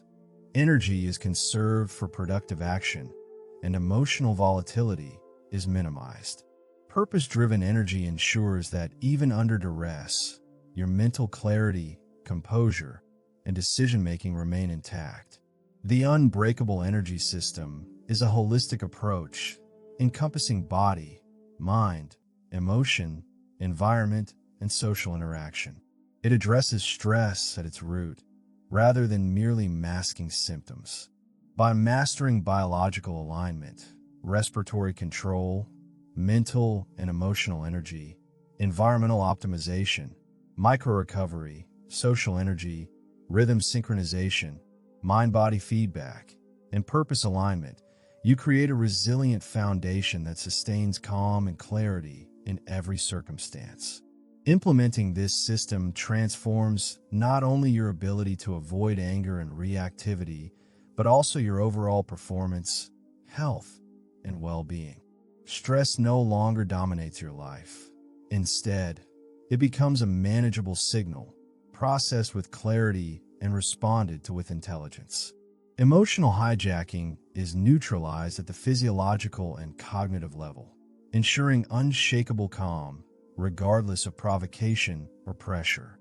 In practice, the unbreakable energy system allows you to maintain mental clarity in high-stakes environments, stay composed in interpersonal confrontations, navigate chaotic situations effortlessly, and exert influence with authority rather than force.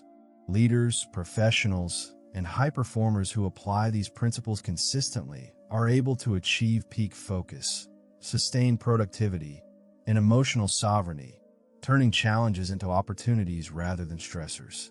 Consistent application is essential. Daily routines that reinforce energy alignment, micro-recovery, and conscious management of physiological, mental, and social energy consolidate resilience. Over time, your energy system becomes automatic, self-sustaining, and unshakable, allowing calm and rational decision-making even under extreme pressure. Stress no longer triggers emotional hijacking. Arguments no longer provoke impulsive reactions, and life's chaos cannot disturb your inner equilibrium. The ultimate benefit of the unbreakable energy system is empowerment. By controlling your energy, you control your mind. By sustaining your mind, you control your emotions. By mastering your emotions, you master your life. External events, challenges, and provocations lose their capacity to disturb, leaving you composed, focused, and decisive. You move through the world with confidence, influence, and unshakable calm, achieving the rare state of being truly unbothered by anyone while maintaining peak vitality, clarity, and personal power. In conclusion, the unbreakable energy system is the final pillar in the architecture of emotional mastery. It complements strategies from previous chapters, reframing, detachment, social intelligence, and conflict transformation, by addressing stress and emotional vulnerability at their root. Your energy. By implementing this system, you cultivate a resilient body, a clear mind, and a sovereign emotional state, ensuring that no trigger, conflict, or stressor can compromise your calm or control. Life is no longer a source of reactive tension, but a field for mastery, clarity, and unstoppable calm. You are energized, composed, and unbreakable, ready to navigate any situation with authority, focus, and unshakable peace. Chapter 10: The Mastery Mindset. Your blueprint for lifelong emotional evolution and inner strength. Emotional mastery is not a one-time achievement. It is a lifelong journey. True calm, resilience, and inner strength are the result of deliberate practice, continuous learning, and an adaptive mindset. This chapter presents the mastery mindset, a framework for cultivating ongoing emotional evolution, strengthening your inner resilience, and ensuring that no external circumstance or individual can disturb your peace. Unlike temporary strategies or reactive fixes, the mastery mindset is a sustainable blueprint for lifelong emotional sovereignty, equipping you with tools to navigate complexity, uncertainty, and pressure with confidence, clarity, and composure. At the heart of the mastery mindset is the principle of self-directed growth. Most people wait for circumstances, mentors, or experiences to shape their emotional state. Those who achieve mastery take responsibility for their evolution. They actively study their reactions, understand their triggers, and consciously develop strategies to enhance resilience. Self-directed growth begins with rigorous self-reflection. Regularly assess your emotional patterns, note moments of reactivity, and identify recurring triggers. This process creates a roadmap of your personal strengths and areas for development, allowing intentional practice rather than haphazard reaction. The second pillar of the mastery mindset is adaptive awareness. Emotional evolution requires the ability to observe, interpret, and respond to situations with flexibility. Adaptive awareness is not passive observation. It is strategic mindfulness. You notice patterns in your thoughts, moods, and interactions, and you adjust behavior proactively. For example, if a colleague's criticism tends to trigger defensiveness, adaptive awareness allows you to anticipate the response, prepare a calm and constructive approach, and maintain control over your emotional state. This flexibility transforms previously reactive responses into intentional, empowered choices. Central to the mastery mindset is the cultivation of resilient cognitive frameworks. Your thoughts create your reality. Rigid, negative, or limiting mental constructs increase vulnerability to stress, conflict, and manipulation. By developing cognitive resilience, you build mental structures that interpret events constructively, reduce automatic reactivity, and support emotional equilibrium. Techniques such as reframing, positive visualization, and mental contrasting empower you to anticipate challenges, identify opportunities, and maintain composure in the face of adversity. Over time, resilient thinking becomes instinctive, enabling rapid recovery from setbacks and proactive management of stress. Another key element is emotional calibration. Mastery is not about suppressing emotion, but about refining the intensity, duration, and expression of emotional states. Emotional calibration involves recognizing subtle shifts in mood, understanding the origin of feelings, and consciously directing energy toward productive outcomes. For instance, irritation can be transformed into curiosity, frustration into problem-solving motivation, and fear into strategic vigilance. This skill ensures that your emotions are allies rather than obstacles, providing fuel for action while preserving clarity and composure. The mastery mindset also emphasizes strategic detachment. Emotional independence is the foundation of inner strength. Detachment is not indifference. It is the ability to observe external events without allowing them to dictate your internal state. By practicing strategic detachment, You maintain clarity in high-pressure situations, avoid unnecessary conflict, and sustain energy for constructive engagement. Detachment reinforces that your peace is self-generated, not contingent upon external validation, opinions, or circumstances, creating a shield against manipulation, provocation, or stress. A crucial aspect of lifelong mastery is continuous learning and refinement. The emotionally evolved understand that growth is never complete. They actively seek knowledge from psychology, neuroscience, philosophy, and experience. They study human behavior, experiment with communication strategies, and adopt best practices in emotional regulation. Learning becomes a deliberate, iterative process where mistakes are reframed as data points for improvement, and each challenge is a laboratory for testing resilience. This mindset transforms life into a dynamic training ground for mastery rather than a series of uncontrollable events. The fifth principle is alignment of values and action. Emotional evolution is deeply intertwined with integrity. When thoughts, words, and actions are aligned with core values, inner tension diminishes, confidence grows, and resilience strengthens. Misalignment creates internal conflict, making one more susceptible to external stressors and provocation. By clarifying personal principles and ensuring consistent behavior, you stabilize the foundation of emotional independence. Values-driven decisions act as a compass, guiding you through complex interactions and ensuring that your responses reflect mastery rather than impulsivity. Step 6 is anticipatory preparation. Mastery involves anticipating potential triggers, stressors, and high-pressure situations. By mentally rehearsing scenarios and developing adaptive responses, you reduce uncertainty and increase control. Visualization techniques. Imagining challenging interactions and practicing calm, composed responses train the mind to act strategically under pressure.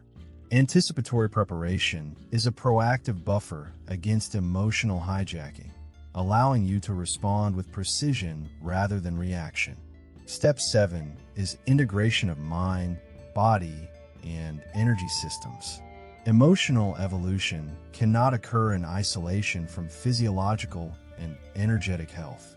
Sleep, nutrition, exercise, and recovery practices directly influence resilience, focus, and composure.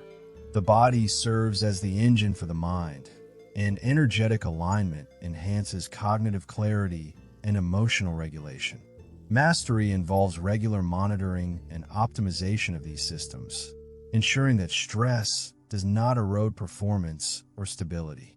Physical preparedness amplifies mental strength, while energy regulation reinforces emotional control, creating a holistic, unshakable foundation.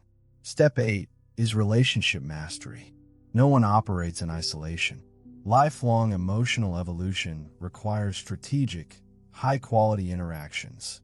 Surround yourself with individuals who challenge you constructively, inspire growth, and provide honest feedback. Equally, develop skills to navigate toxic, manipulative, or high-conflict personalities without losing composure. Social intelligence, empathy, and boundary setting allow mastery to manifest in relational contexts, where influence and calm are tested most rigorously. Relationships become opportunities for reflection, learning, and application of mastery principles rather than sources of reactive turmoil. Step 9 emphasizes the power of reflection and integration. After experiences, take time to analyze actions, emotions, and outcomes. Ask what triggered me.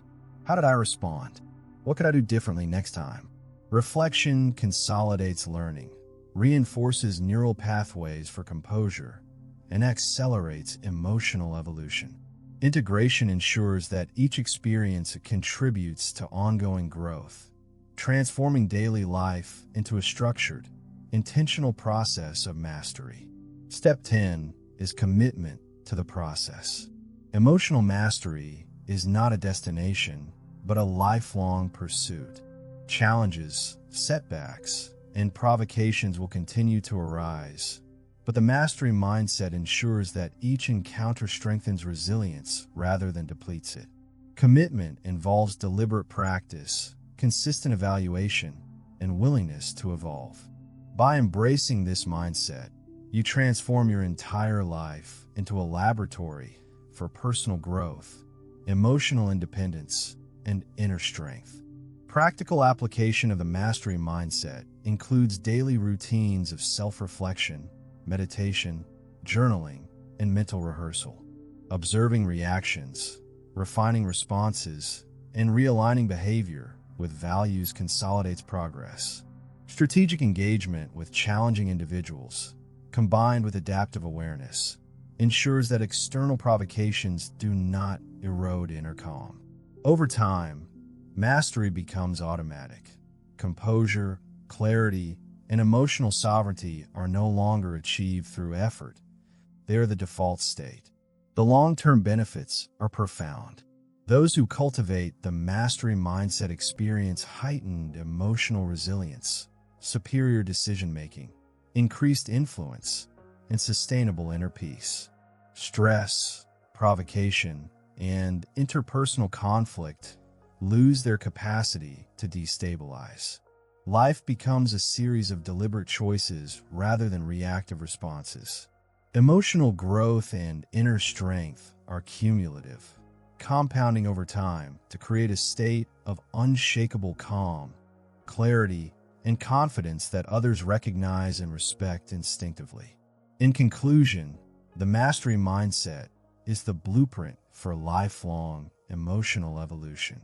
It integrates self-directed growth, adaptive awareness, resilient cognitive frameworks, emotional calibration, strategic detachment, continuous learning, alignment of values, anticipatory preparation, mind-body energy integration, relationship mastery, reflection, and committed practice into a comprehensive system. By adopting this mindset, you ensure that your emotional state is self-generated, impervious to external chaos, and continuously evolving.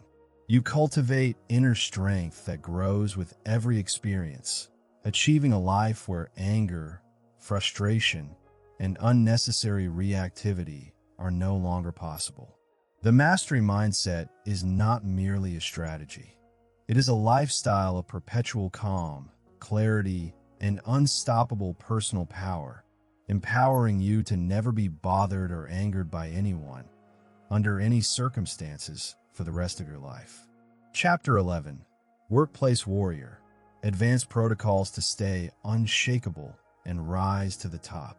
The modern workplace is one of the most challenging arenas for maintaining emotional calm, composure, and effectiveness. Deadlines, office politics, demanding colleagues, and high-stakes responsibilities create constant opportunities for stress, frustration, and anger. Most individuals respond reactively, allowing emotions to dictate decisions, interactions, and performance. The key to mastering the workplace, however, is not avoiding stress. It is learning to navigate it strategically while remaining unshakable. This chapter introduces the Workplace Warrior Protocol, a set of advanced methods designed to protect your emotional state, optimize influence, and accelerate professional advancement while staying composed, calm, and decisive. The first principle is situational awareness. A workplace warrior observes not only the tasks at hand, but also the interpersonal dynamics, organizational culture, and the unspoken rules that govern behavior. Situational awareness allows you to anticipate potential triggers, identify allies and adversaries, and plan interactions strategically. Observing patterns in colleagues' behavior, understanding power structures, and noting emotional cues equips you with the information to navigate the workplace proactively rather than reactively. Awareness is not passive. It is strategic observation, transforming knowledge into influence and emotional protection. The second principle is calm assertiveness.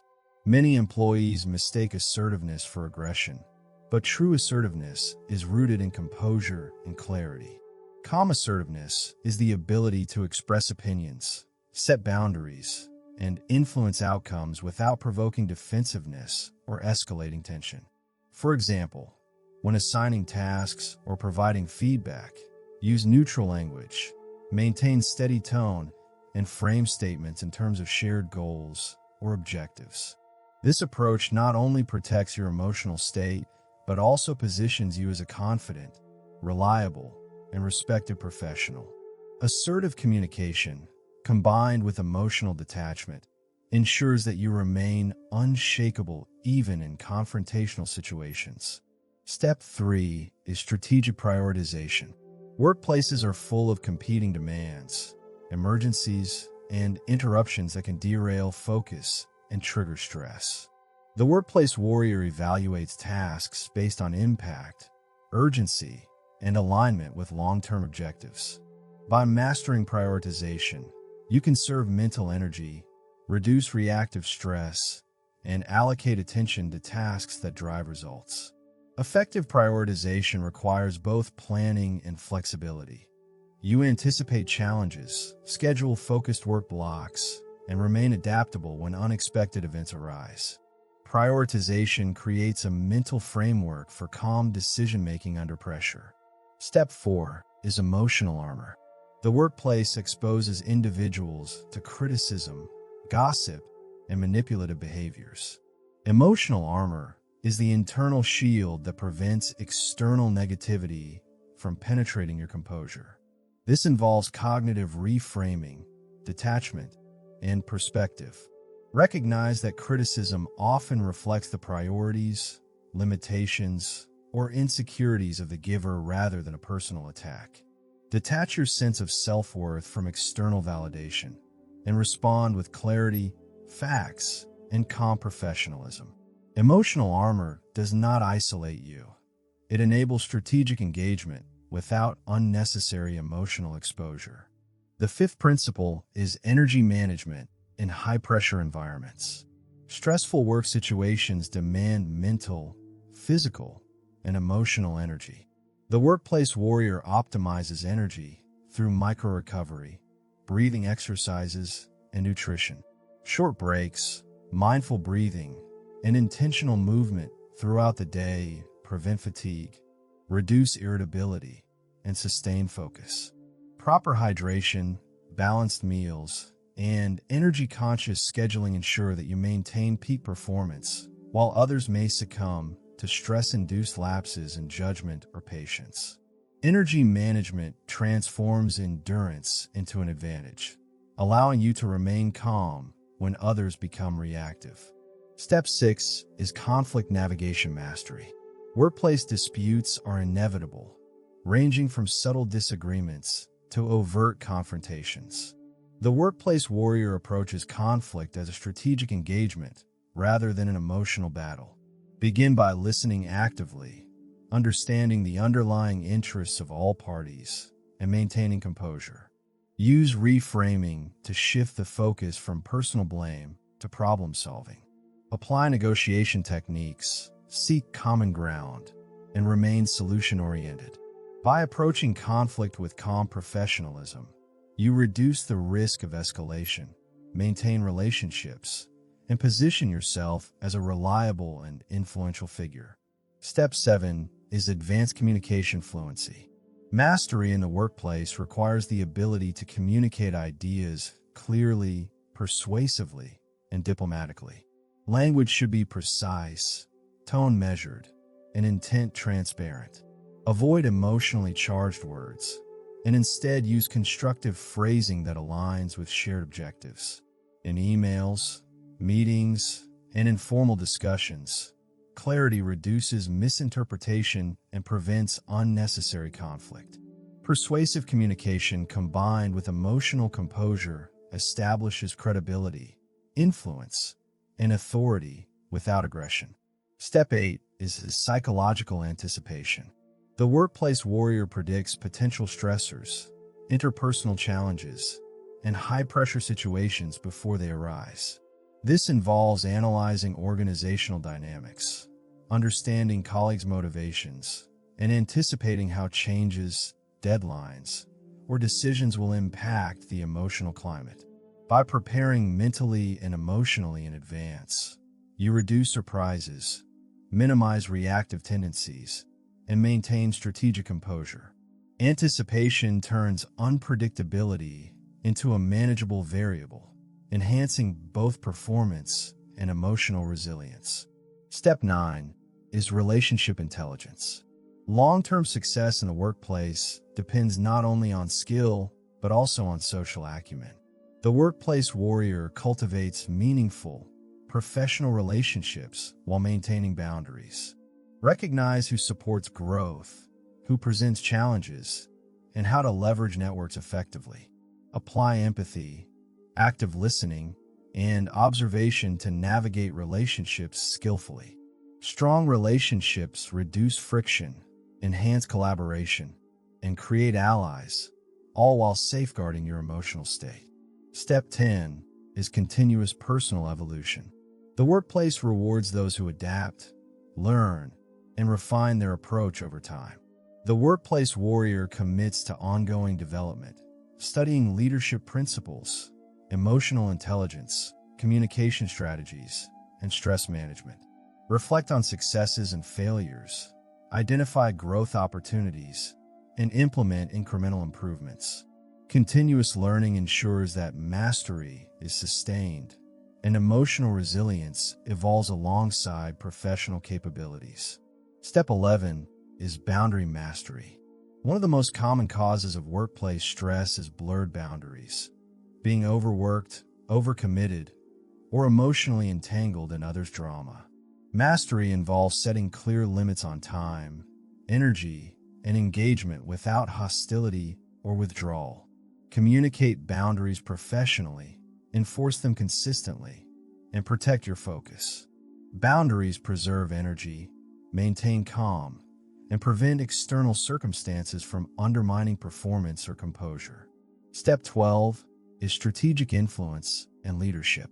Advanced workplace mastery involves shaping outcomes through subtle influence rather than forceful control. Influence is built through credibility, reliability, emotional composure, and the consistent demonstration of competence. By remaining calm under pressure, demonstrating rational decision-making, and addressing challenges constructively, you inspire trust, respect, and cooperation.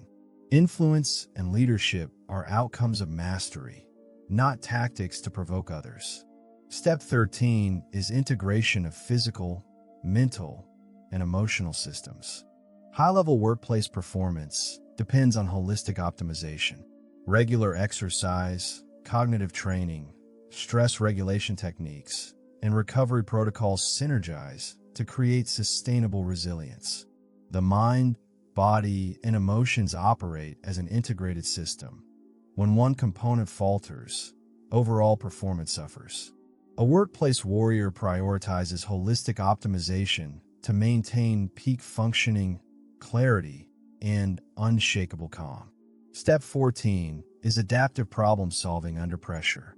The modern workplace demands rapid decision-making in uncertain conditions. Mastery requires balancing speed with accuracy, emotion with logic, and creativity with pragmatism.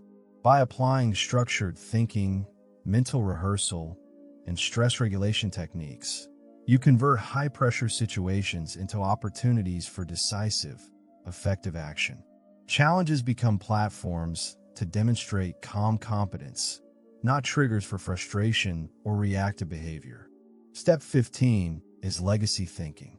The workplace warrior frames every decision, interaction, and conflict in terms of long-term impact. Focus on outcomes that advance personal, team, and organizational goals while preserving integrity and composure. This perspective reduces reactivity, discourages short-term emotional responses, and aligns daily actions with broader objectives. Thinking in terms of legacy fosters patience, strategic influence, and resilience in the face of provocation. By applying the Workplace Warrior Protocol, you transform every aspect of professional life. You navigate stress without reactivity, manage conflicts without hostility, influence without aggression, and rise to leadership positions with credibility, composure, and authority.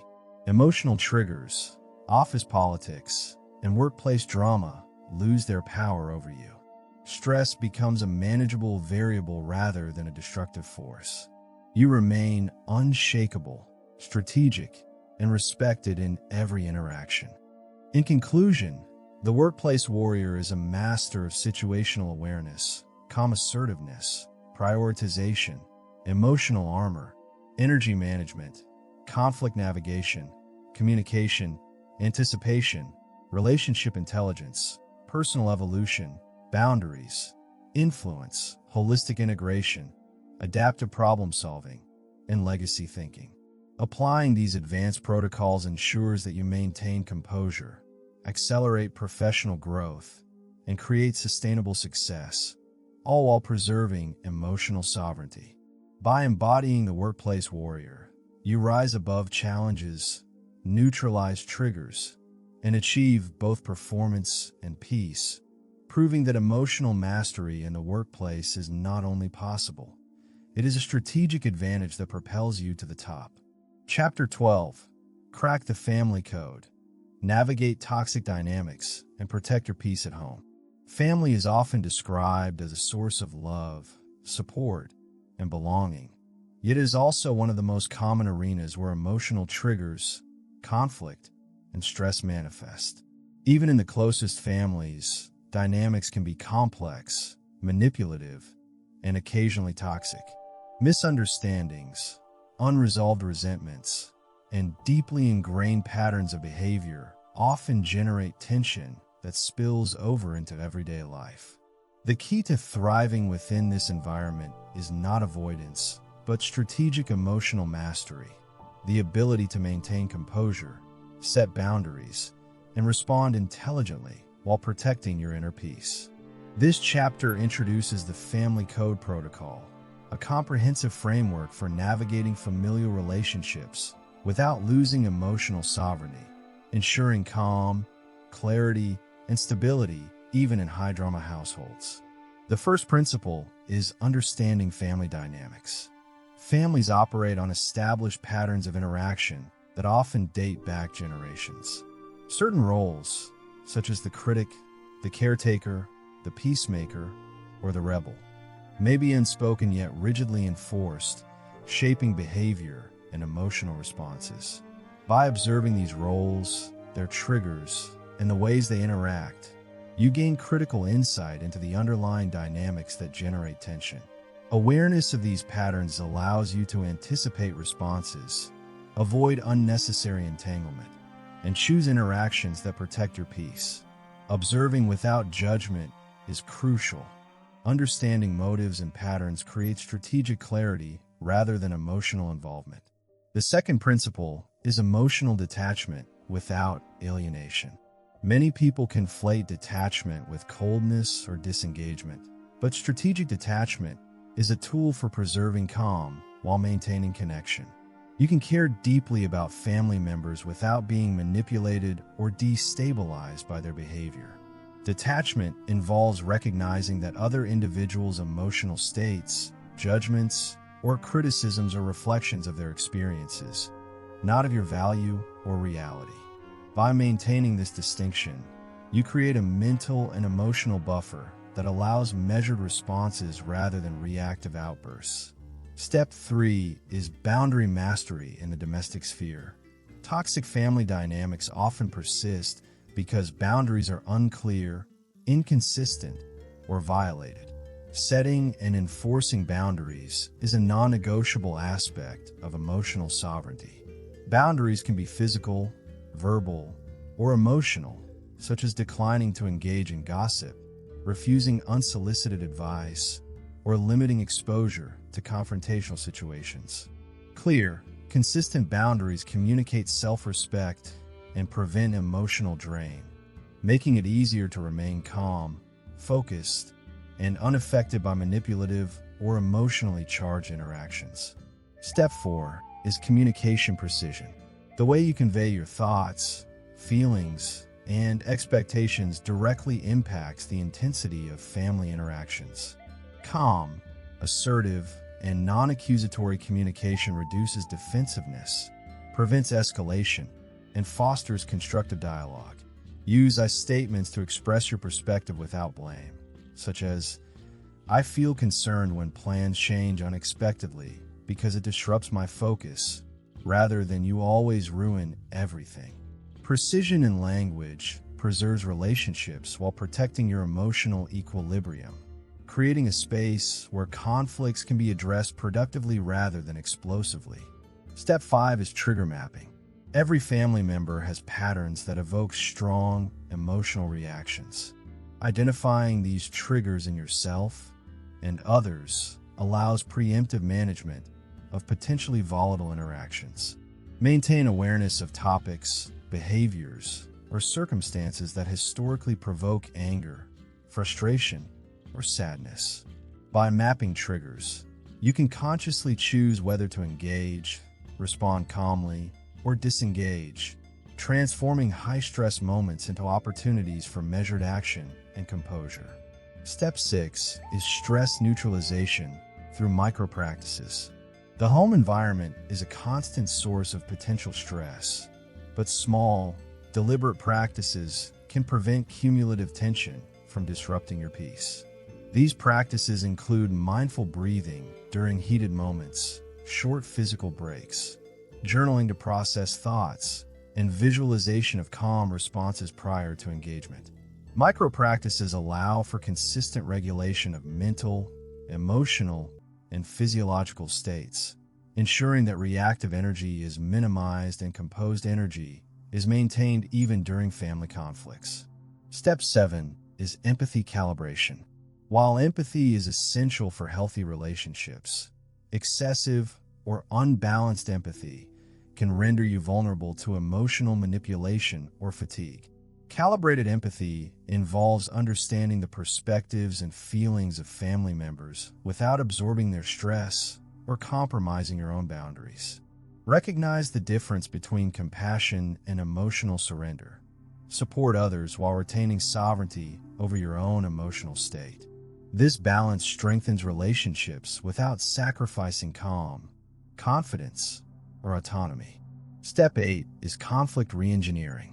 Family disagreements often escalate because participants respond impulsively, hold grudges, or lack effective problem-solving skills. Reengineering conflict involves approaching disagreements as opportunities for resolution, growth, and deeper understanding. Apply structured dialogue. Identify the issue clearly, explore underlying needs, propose mutually beneficial solutions, and confirm agreements. This approach transforms potential arguments into constructive exchanges, reducing emotional volatility and fostering long-term harmony. Step 9 is cognitive reframing of criticism. Criticism, whether direct or subtle, is inevitable in family contexts. The untrained mind interprets criticism as a personal attack, triggering defensiveness, resentment, or anger. Cognitive reframing allows you to reinterpret feedback as information rather than judgment. Ask yourself, what can I learn from this statement? Is there a valid point I can use constructively? This reframing neutralizes emotional triggers, maintains composure, and converts potentially harmful interactions into tools for personal development and clarity. Step 10 is rituals of self-reinforcement. To sustain calm and emotional sovereignty, implement daily and weekly routines that reinforce peace and clarity. Practices such as meditation, journaling, exercise, gratitude reflection, and visualization consolidate resilience, improve emotional regulation, and provide a psychological buffer against stressors. These rituals establish a baseline of inner calm that is less susceptible to disruption, allowing you to respond to family challenges with steadiness rather than reactivity. Step 11 is strategic disengagement. Certain family interactions or situations are irredeemably toxic or draining. In these cases, selective disengagement is necessary for emotional survival. This does not imply abandonment or hostility, but a conscious choice to preserve your energy, limit exposure, and avoid unnecessary conflict. Strategic disengagement can involve temporarily leaving a heated discussion, avoiding manipulation-laden scenarios, or declining to respond to provocations, all while maintaining dignity and respect. Step 12 is leveraging influence ethically. Within family systems, subtle influence can foster cooperation, reduce conflict, and strengthen relationships. Influence is most effective when combined with calm authority, credibility, and empathetic understanding.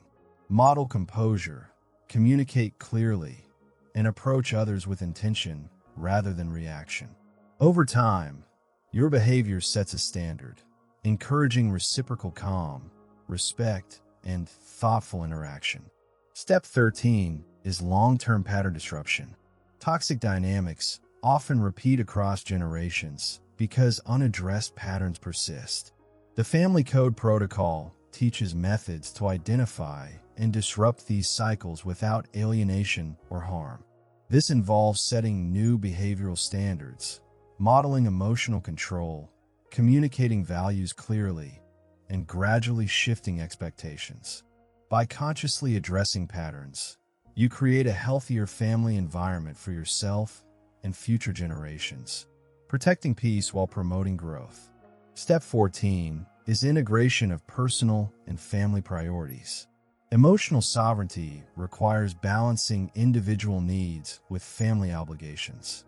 Clarify personal goals, values, and boundaries, and align family responsibilities with them strategically. Integration ensures that family interactions support, rather than undermine, emotional stability. By maintaining equilibrium between self-care and familial engagement, you prevent resentment, burnout, and reactive behavior.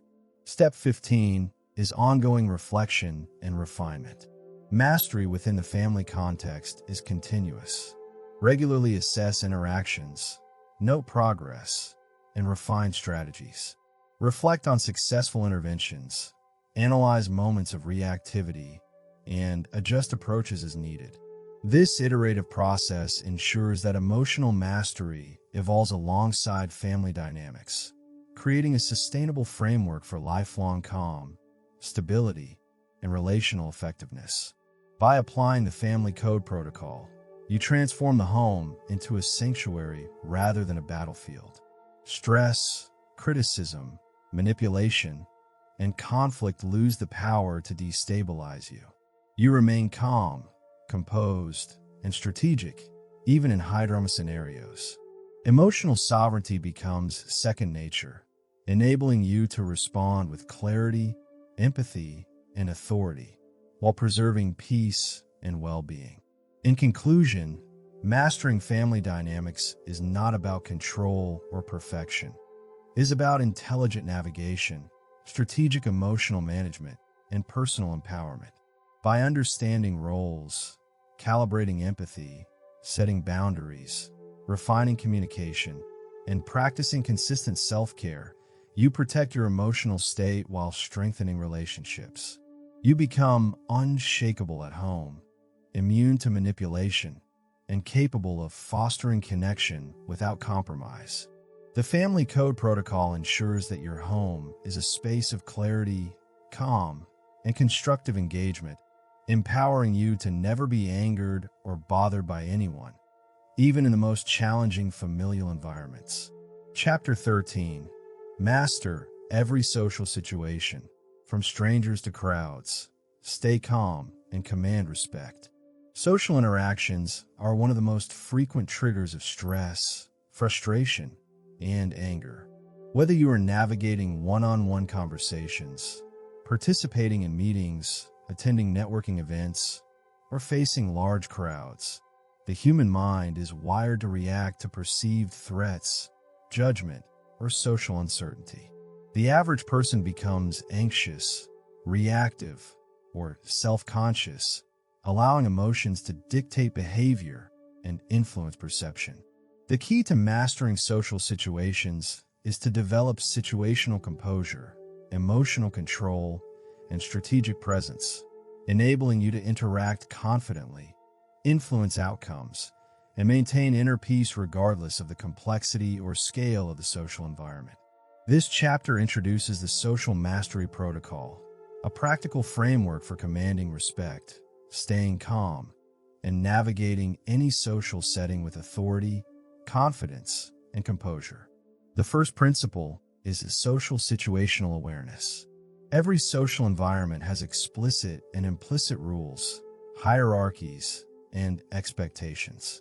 By observing the environment, listening actively, and scanning for emotional cues, you gain insight into group dynamics, power structures, and potential triggers.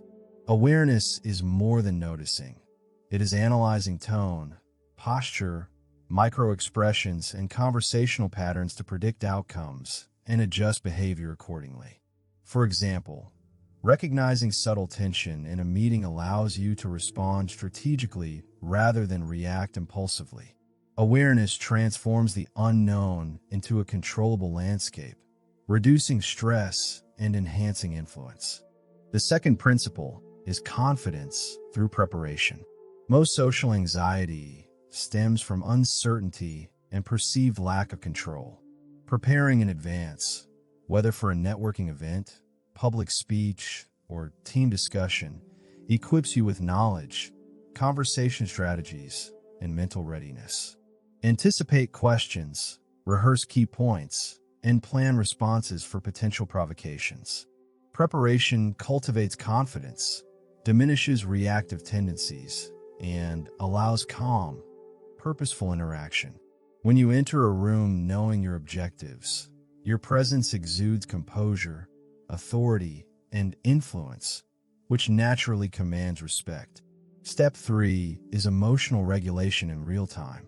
Social triggers often provoke immediate emotional reactions: annoyance, embarrassment, defensiveness, or anger.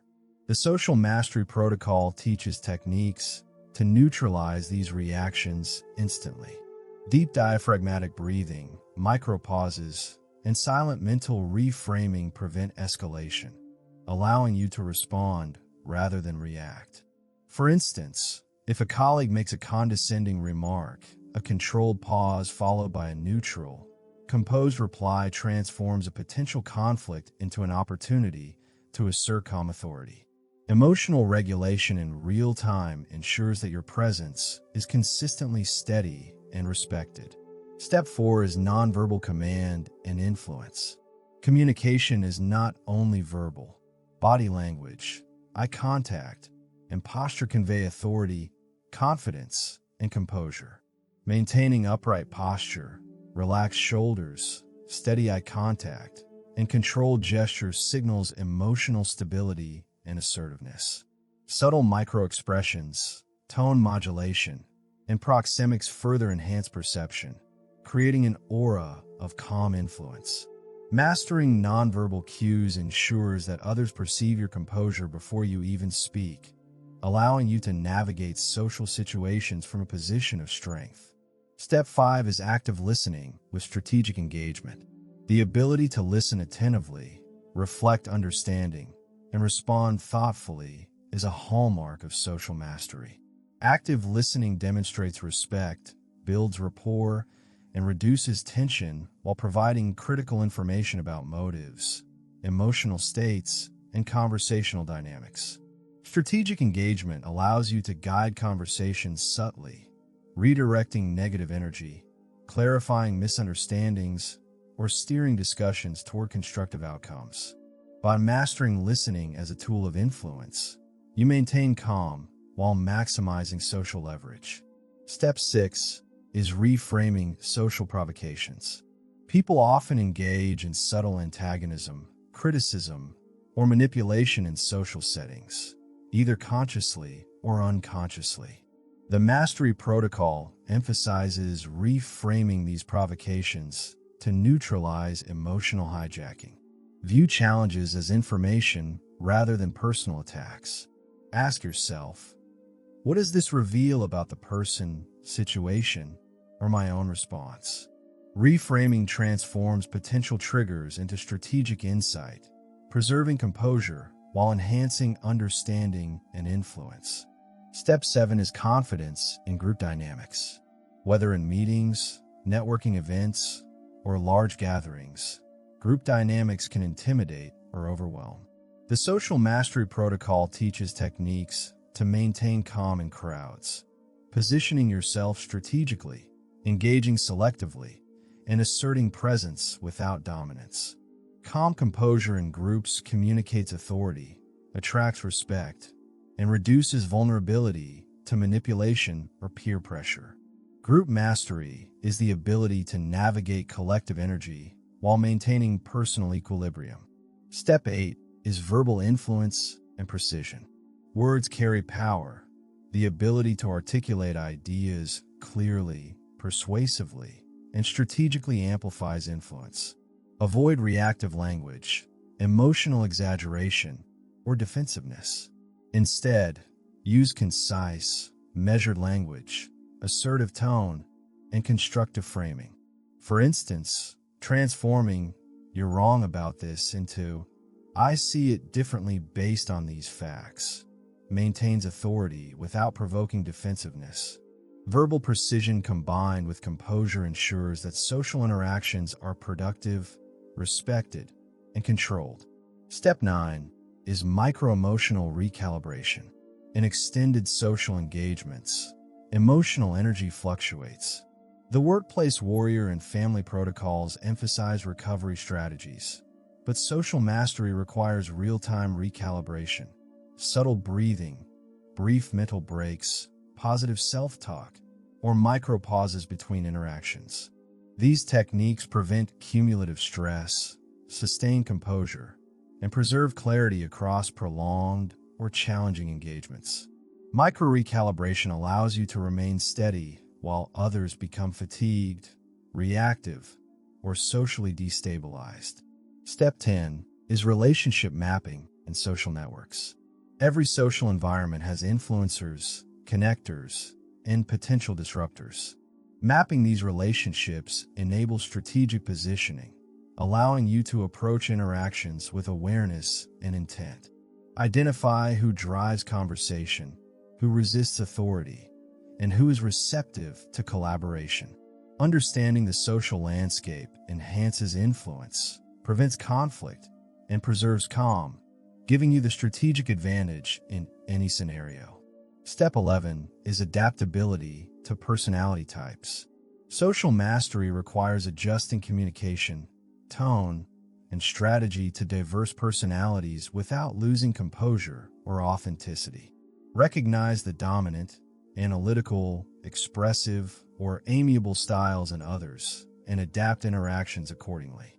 Flexibility allows you to manage tension, foster rapport, and maintain influence while protecting emotional sovereignty. The ability to remain unshakable across personality types distinguishes the truly socially masterful from the average.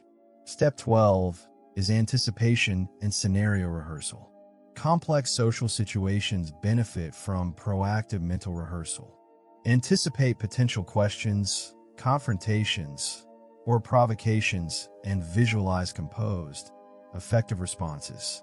Scenario rehearsal strengthens neural pathways for calm action, reduces uncertainty, and primes emotional stability. Anticipation transforms the unknown into predictable variables, ensuring consistent performance even under pressure. Step 13 is commanding presence through self-regulation. Mastery in social context relies on internal control projected outwardly. Self-regulation of breath, posture, tone, and emotional focus establishes a commanding presence. This presence communicates unshakable composure, earning respect without force.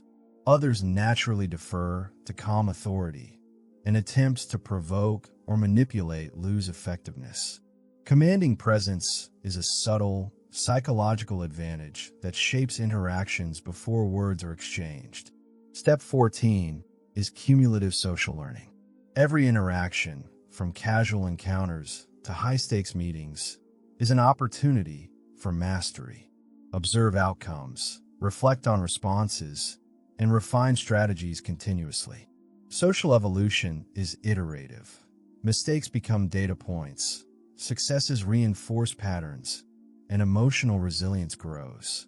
Over time, this cumulative process transforms social engagements into controlled, high-impact interactions rather than sources of stress or uncertainty. Step 15 is ethical influence and reputation cultivation. Social mastery is not manipulation. It is influence rooted in integrity, competence, and emotional control. Consistent calm, fair decision-making, and measured responses enhance your reputation. Respect, trust, and credibility accrue naturally, creating a social environment where your influence is amplified and challenges are minimized. Ethical influence ensures long-term effectiveness without compromising authenticity or emotional well-being. By applying the social mastery protocol, you achieve unshakable calm and respect across every social scenario, from intimate one-on-one interactions to high-pressure public engagements. Stress, provocation, and social manipulation lose power over you. Emotional sovereignty becomes instinctive, enabling confident, composed, and strategically effective interactions. You navigate social environments with clarity, authority, and poise, ensuring that no situation or individual can disrupt your equilibrium or diminish your influence. In conclusion, mastering social situations requires situational awareness, preparation, emotional regulation, nonverbal command, active listening, reframing provocations, group confidence, verbal precision, micro-recalibration, relationship mapping, personality adaptability, anticipatory rehearsal, commanding presence, cumulative learning, and ethical influence. By integrating these principles, you transform every social interaction into an opportunity for influence, clarity, and calm. The social mastery protocol ensures that you stay unshakable, command respect, and maintain emotional sovereignty, regardless of the complexity or scale of the social environment, making you a true master of human interaction. Chapter 14. Harness neuroplasticity. Permanently rewire your brain for effortless emotional mastery. The human brain is not static. Contrary to outdated beliefs, your neural pathways can be reshaped, refined, and optimized at any age through the principle of neuroplasticity. This capacity is the foundation for achieving effortless emotional mastery. By consciously engaging with your thoughts, behaviors, and experiences, you can rewire the brain to favor calm, composure, and rational responses over impulsive reactivity. Neuroplasticity provides a scientific roadmap for transforming emotional patterns that once felt automatic into controlled, sustainable, and empowering responses. This chapter introduces the Neuroplastic Mastery Protocol, a system designed to permanently reprogram your brain for unshakable calm, resilience, and emotional sovereignty. The first principle is awareness of automatic neural responses. Every emotional reaction begins as a neural pathway formed by repeated experiences. Anger, frustration, and anxiety are reinforced every time they are triggered and acted upon. Becoming conscious of these automatic responses is the first step toward change. Track your emotional patterns diligently, noting when, where, and why reactions occur. Awareness alone begins to weaken the unconscious grip of these pathways, creating a foundation for deliberate intervention. You cannot rewire what you do not recognize, and attention is the precursor to transformation. The second principle is intentional repetition of constructive behaviors. Neuroplasticity is reinforced through consistent, repeated practice. Each time you respond calmly to a provocation, pause before reacting, or reframe a negative thought, you strengthen neural pathways associated with composure. Small, deliberate actions compound over time, transforming transient control into instinctive mastery. For instance, consciously taking 3 deep breaths before responding to criticism builds a neural shortcut for calmness, gradually replacing reflexive defensiveness. Repetition is the engine of lasting brain change.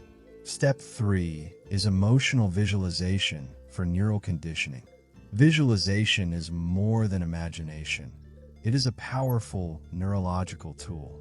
When you vividly imagine remaining calm in high-stress situations, your brain activates similar regions as if the event were occurring in reality. Regular visualization trains the neural circuits responsible for emotional regulation, enhancing performance and composure in actual circumstances. Mentally rehearse interactions that typically provoke anger, imagining yourself responding with clarity, detachment, and strategic calm. Over time, these rehearsals transform automatic reactions into deliberate, empowered choices. Step 4 is mindful interruption of destructive thought loops. Negative thought patterns, rumination, and self-critical loops reinforce stress and reactive behavior. Mindfulness and cognitive interruption techniques allow you to recognize destructive loops in real time and consciously redirect them. Techniques such as labeling thoughts, deep breathing, or brief meditative pauses disrupt entrenched patterns and create space for rational, composed responses. Interrupting destructive neural circuits is a prerequisite for rewiring the brain towards sustained emotional mastery. Step 5 is neural reinforcement through emotion pairing. When attempting to rewire emotional responses, pairing calm, positive states with formerly triggering situations strengthens new pathways. For example, if confrontation triggers anger, pair exposure to minor provocations with feelings of curiosity, humor, or detachment. Over time, the brain associates previously stressful stimuli with calm emotional states, reducing reactivity. This technique accelerates the replacement of maladaptive neural patterns with constructive, resilient responses. Step 6 is habitual micropractices for daily reinforcement. Neuroplasticity is most effective when applied consistently in everyday life. Incorporate small, deliberate habits such as deep breathing intervals, journaling emotional responses, gratitude exercises, and reflective pauses into daily routines. These micro-practices continuously reinforce neural circuits associated with calm, rational, and empowered responses. Like muscles strengthened through repeated exercise, neural pathways develop durability and speed, ensuring that composure becomes the default rather than the exception. Step 7 is emotional reappraisal for cognitive restructuring. Neuroplasticity enables the brain to reinterpret and reframe experiences. Emotional reappraisal involves consciously redefining the meaning of a stressor or provocation to reduce negative impact. For instance, viewing criticism as information rather than attack transforms automatic defensiveness into curiosity and problem solving. Each reappraisal strengthens neural networks that prioritize rational, composed, and adaptive responses, gradually replacing reflexive reactivity with intentional mastery. Step 8 is integration of physiological states with neural rewiring. Emotional mastery is not purely cognitive. The brain and body are interconnected. Stress hormones, sleep patterns, and physical energy influence neuroplasticity. Optimizing physical health through adequate rest, nutrition, exercise, and stress regulation creates a fertile environment for neural rewiring. Practices like diaphragmatic breathing, progressive muscle relaxation, and movement-based meditation accelerate the consolidation of calm neural circuits. The brain rewires most effectively when the body is in a state of balance and readiness. Step 9 is targeted exposure to controlled stressors. Controlled exposure, sometimes referred to as stress inoculation, leverages neuroplasticity to build resilience. By intentionally placing yourself in mildly challenging social, professional, or personal situations and responding with calm, you train the brain to maintain composure under increasing intensity. Gradual exposure strengthens neural circuits associated with self-control, confidence, and strategic thinking. Over time, even high-stakes or previously triggering scenarios elicit calm, deliberate responses rather than impulsive reactions. Step 10 is reflection and journaling for neural consolidation.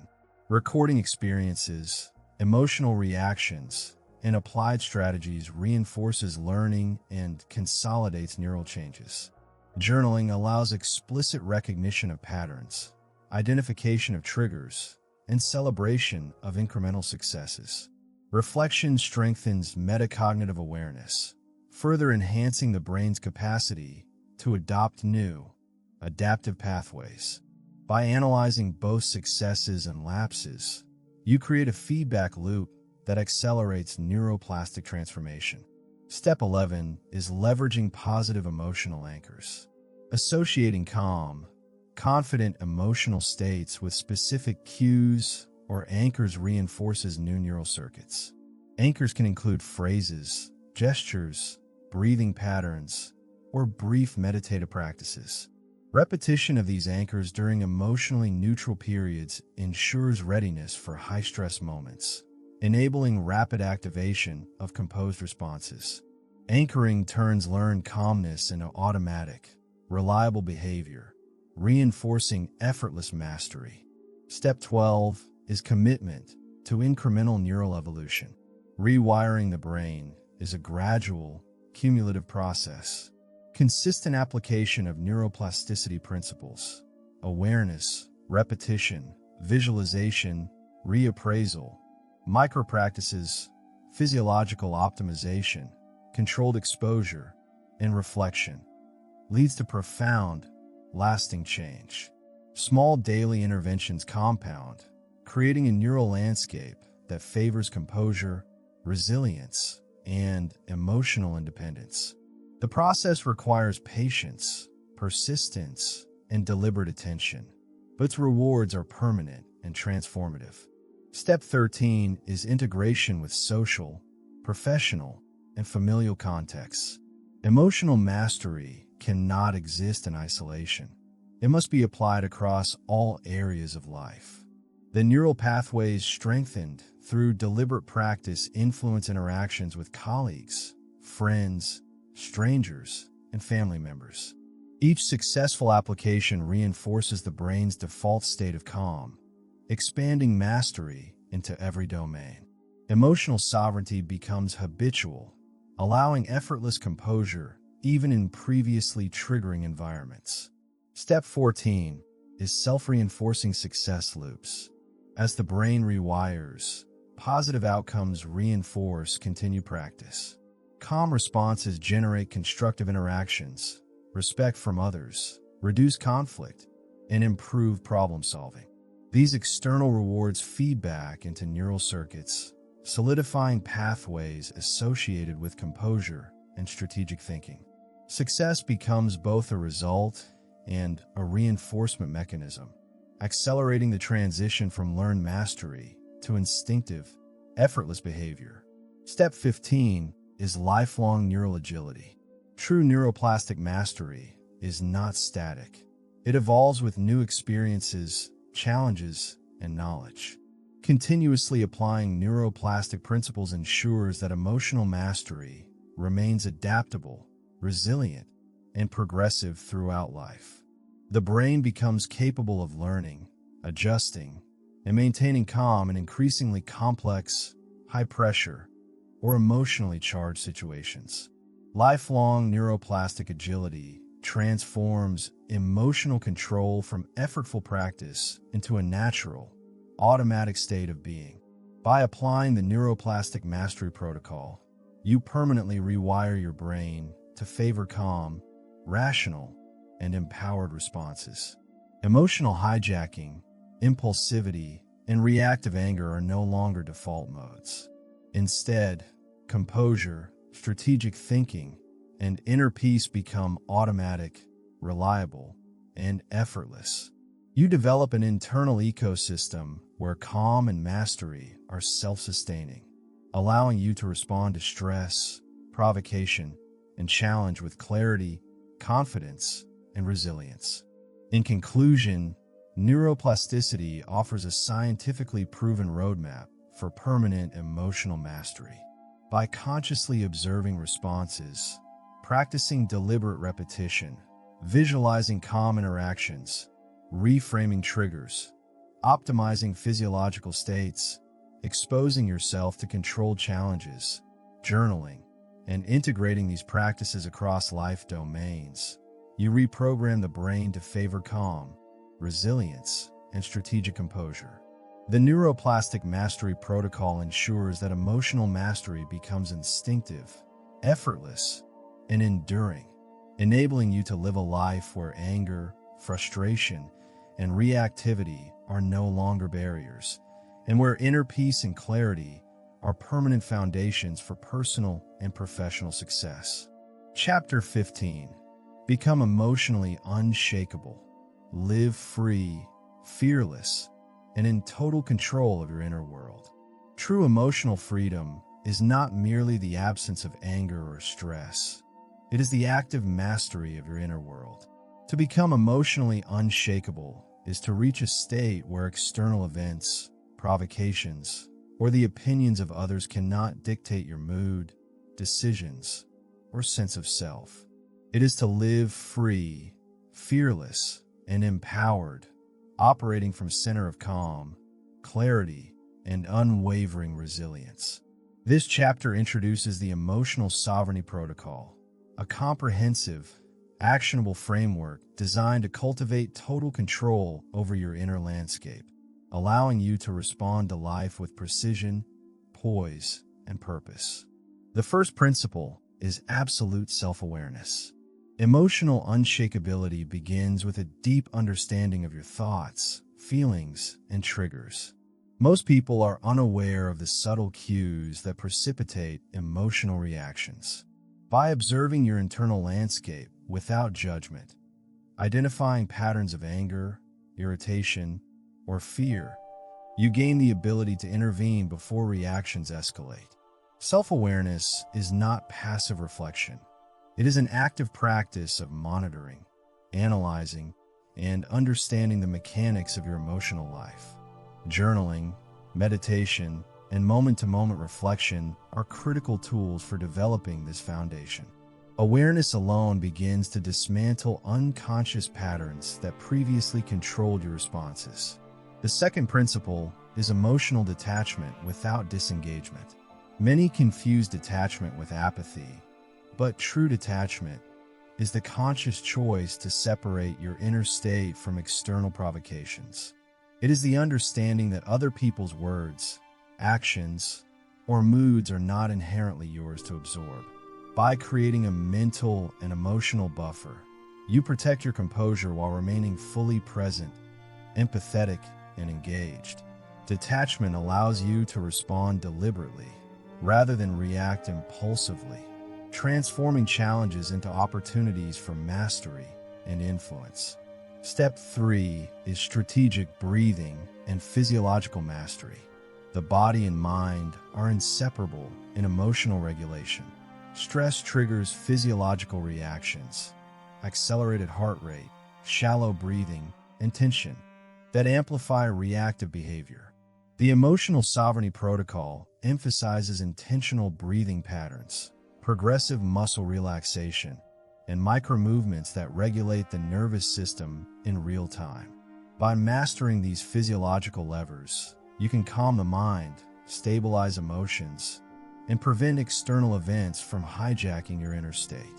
Physical mastery of stress responses directly supports emotional unshakability. Step 4 is reframing and cognitive restructuring. Thoughts shape emotions. By deliberately reframing challenging situations, you alter the meaning and impact of events. For instance, a sudden critique can be reframed as feedback, a minor inconvenience as an opportunity for problem solving, or a confrontation as a test of your composure. Cognitive restructuring replaces reactive pathways with constructive, solution-oriented thinking, retraining the brain to default to calm, empowered responses. Over time, this process creates automatic resilience and a mindset impervious to unnecessary disturbance. Step 5 is boundary optimization. Emotional sovereignty requires clear boundaries that protect time, energy, and mental space. Establishing and maintaining boundaries in relationships, work, and social contexts prevents unnecessary emotional drain and preserves the integrity of your inner world. Boundaries are not barriers to connection. They are frameworks for sustainable engagement. By defining what is acceptable and what is not, you create an environment where calm, focus, and influence can thrive, even in complex or demanding circumstances. Step 6 is mastery of attention. Your inner world is largely shaped by where you direct your attention. Emotional hijacking occurs when attention is pulled toward perceived threats, insults, or distractions. Training your mind to focus selectively on solutions, meaningful tasks, or empowering thoughts reduces the impact of external disruptions. Practices such as mindfulness meditation, deliberate focus exercises, and mental visualization strengthen attentional control, enabling you to remain centered regardless of chaos around you. Attention mastery is the keystone of emotional unshakability. Step 7 is habitual reflection and recalibration. Even the most disciplined individuals encounter moments of frustration or irritation. The unshakable respond with structured reflection rather than shame or self-criticism. Analyze triggers, examine your responses, and recalibrate strategies for future encounters. Reflection consolidates learning, reinforces emotional patterns that promote calm, and prevents repeated reactive cycles. Over time, habitual recalibration transforms minor lapses into opportunities for deeper mastery and refinement of inner composure. Step 8 is emotional rehearsal and visualization. Similar to athletes rehearsing movements, emotionally unshakable individuals rehearse high-pressure or triggering scenarios mentally. Visualization involves imagining yourself responding calmly, strategically, and confidently to potential challenges. This practice strengthens neural pathways associated with composure, enabling real-life situations to elicit controlled, thoughtful responses. Emotional rehearsal bridges the gap between knowledge and instinct, turning deliberate practice into automatic mastery. Step 9 is integration of the mind, body, and environment. Emotional unshakability is holistic. Physical health, mental clarity, and environmental factors all contribute to resilience. Regular exercise, proper nutrition, sufficient rest, and intentional exposure to calm or inspiring environments amplify your capacity to remain composed. By aligning internal and external conditions with your emotional goals, you create a sustainable ecosystem where composure and control are reinforced daily. Step 10 is strategic response over impulsive reaction. A hallmark of emotional sovereignty is the ability to pause, assess, and choose a response aligned with long-term goals. Impulsivity is the enemy of freedom. Strategic response is the hallmark of mastery. Each interaction becomes an opportunity to exercise judgment, assert calm authority, and influence outcomes positively. By consistently choosing strategy over impulse, you solidify a pattern of unshakable emotional behavior that becomes instinctive over time. Step 11 is resilience through exposure and adaptation. Emotional unshakability is strengthened by facing challenges rather than avoiding them. Controlled exposure to stressors, confrontations, and unpredictable situations trains the mind to maintain equilibrium under pressure. With each encounter, resilience grows, neural pathways for calm are reinforced, and confidence in your emotional sovereignty expands. Adaptation to adversity transforms potential threats into stepping stones for mastery. Step 12 is emotional intelligence amplification. Understanding your emotions and the emotions of others enhances your capacity for calm influence. Emotional intelligence allows recognition of subtle cues, prediction of reactions, and strategic engagement in both personal and professional contexts. By applying emotional intelligence, you navigate complex social and familial dynamics with poise, preserving inner freedom while fostering connection and respect. Step 13 is daily micro-practices for reinforcement. Emotional sovereignty is sustained through consistent practice. Micro-practices, such as morning intention setting, midday mindful breathing, gratitude reflection, or evening journaling, reinforce neural pathways associated with calm, control, and rational thinking. These small but consistent habits accumulate to create a resilient, self-sustaining inner state, ensuring that unshakability is not occasional but habitual and automatic. Step 14 is embracing impermanence and detachment from outcomes. Emotional freedom requires detachment from external validation, uncontrollable events, and outcomes beyond your influence. By internalizing the understanding that your peace is self-generated and independent of circumstance, you maintain composure in the face of uncertainty. Acceptance of impermanence and the unpredictability of life reinforces mental freedom and strengthens the capacity to act with clarity rather than reactivity. Step 15 is living with purpose and aligned values. True unshakability is not a passive state, but a function of alignment with purpose, values, and meaningful objectives. When actions, goals, and daily practices reflect your highest intentions, emotional turbulence is minimized. Challenges are interpreted as lessons rather than threats. Feedback is information rather than attack, and setbacks as temporary rather than defining.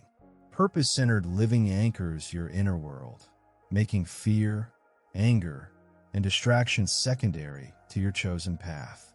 By applying the emotional sovereignty protocol, you achieve a state where inner calm, clarity, and composure are instinctive, regardless of external pressures.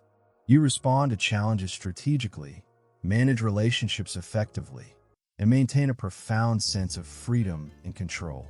Emotional hijacking, impulsivity, and fear lose their grip, replaced by rational, empowered, and fearless responses. You live free because your inner world is unshakable. You live fearless because your mind is trained to remain steady in chaos. And you live in control because mastery has become the default state, not an aspiration. In conclusion, emotional unshakability is the culmination of awareness, detachment, physiological mastery, cognitive reframing, boundary setting, attentional control, reflection, rehearsal, integration, strategic response, resilience, emotional intelligence, daily reinforcement, detachment from outcomes, and purpose-aligned living. By committing to these principles, you permanently secure a life of freedom, confidence, and unwavering calm. You become the master of your inner world, capable of facing any circumstance with fearlessness, clarity, and composure, creating a life where no one and nothing can provoke, unsettle, or disturb you. This is the ultimate state of emotional sovereignty, the final chapter of mastery, and the realization of a life lived free, fearless, and fully in control. Thank you for listening on Audiobook USA.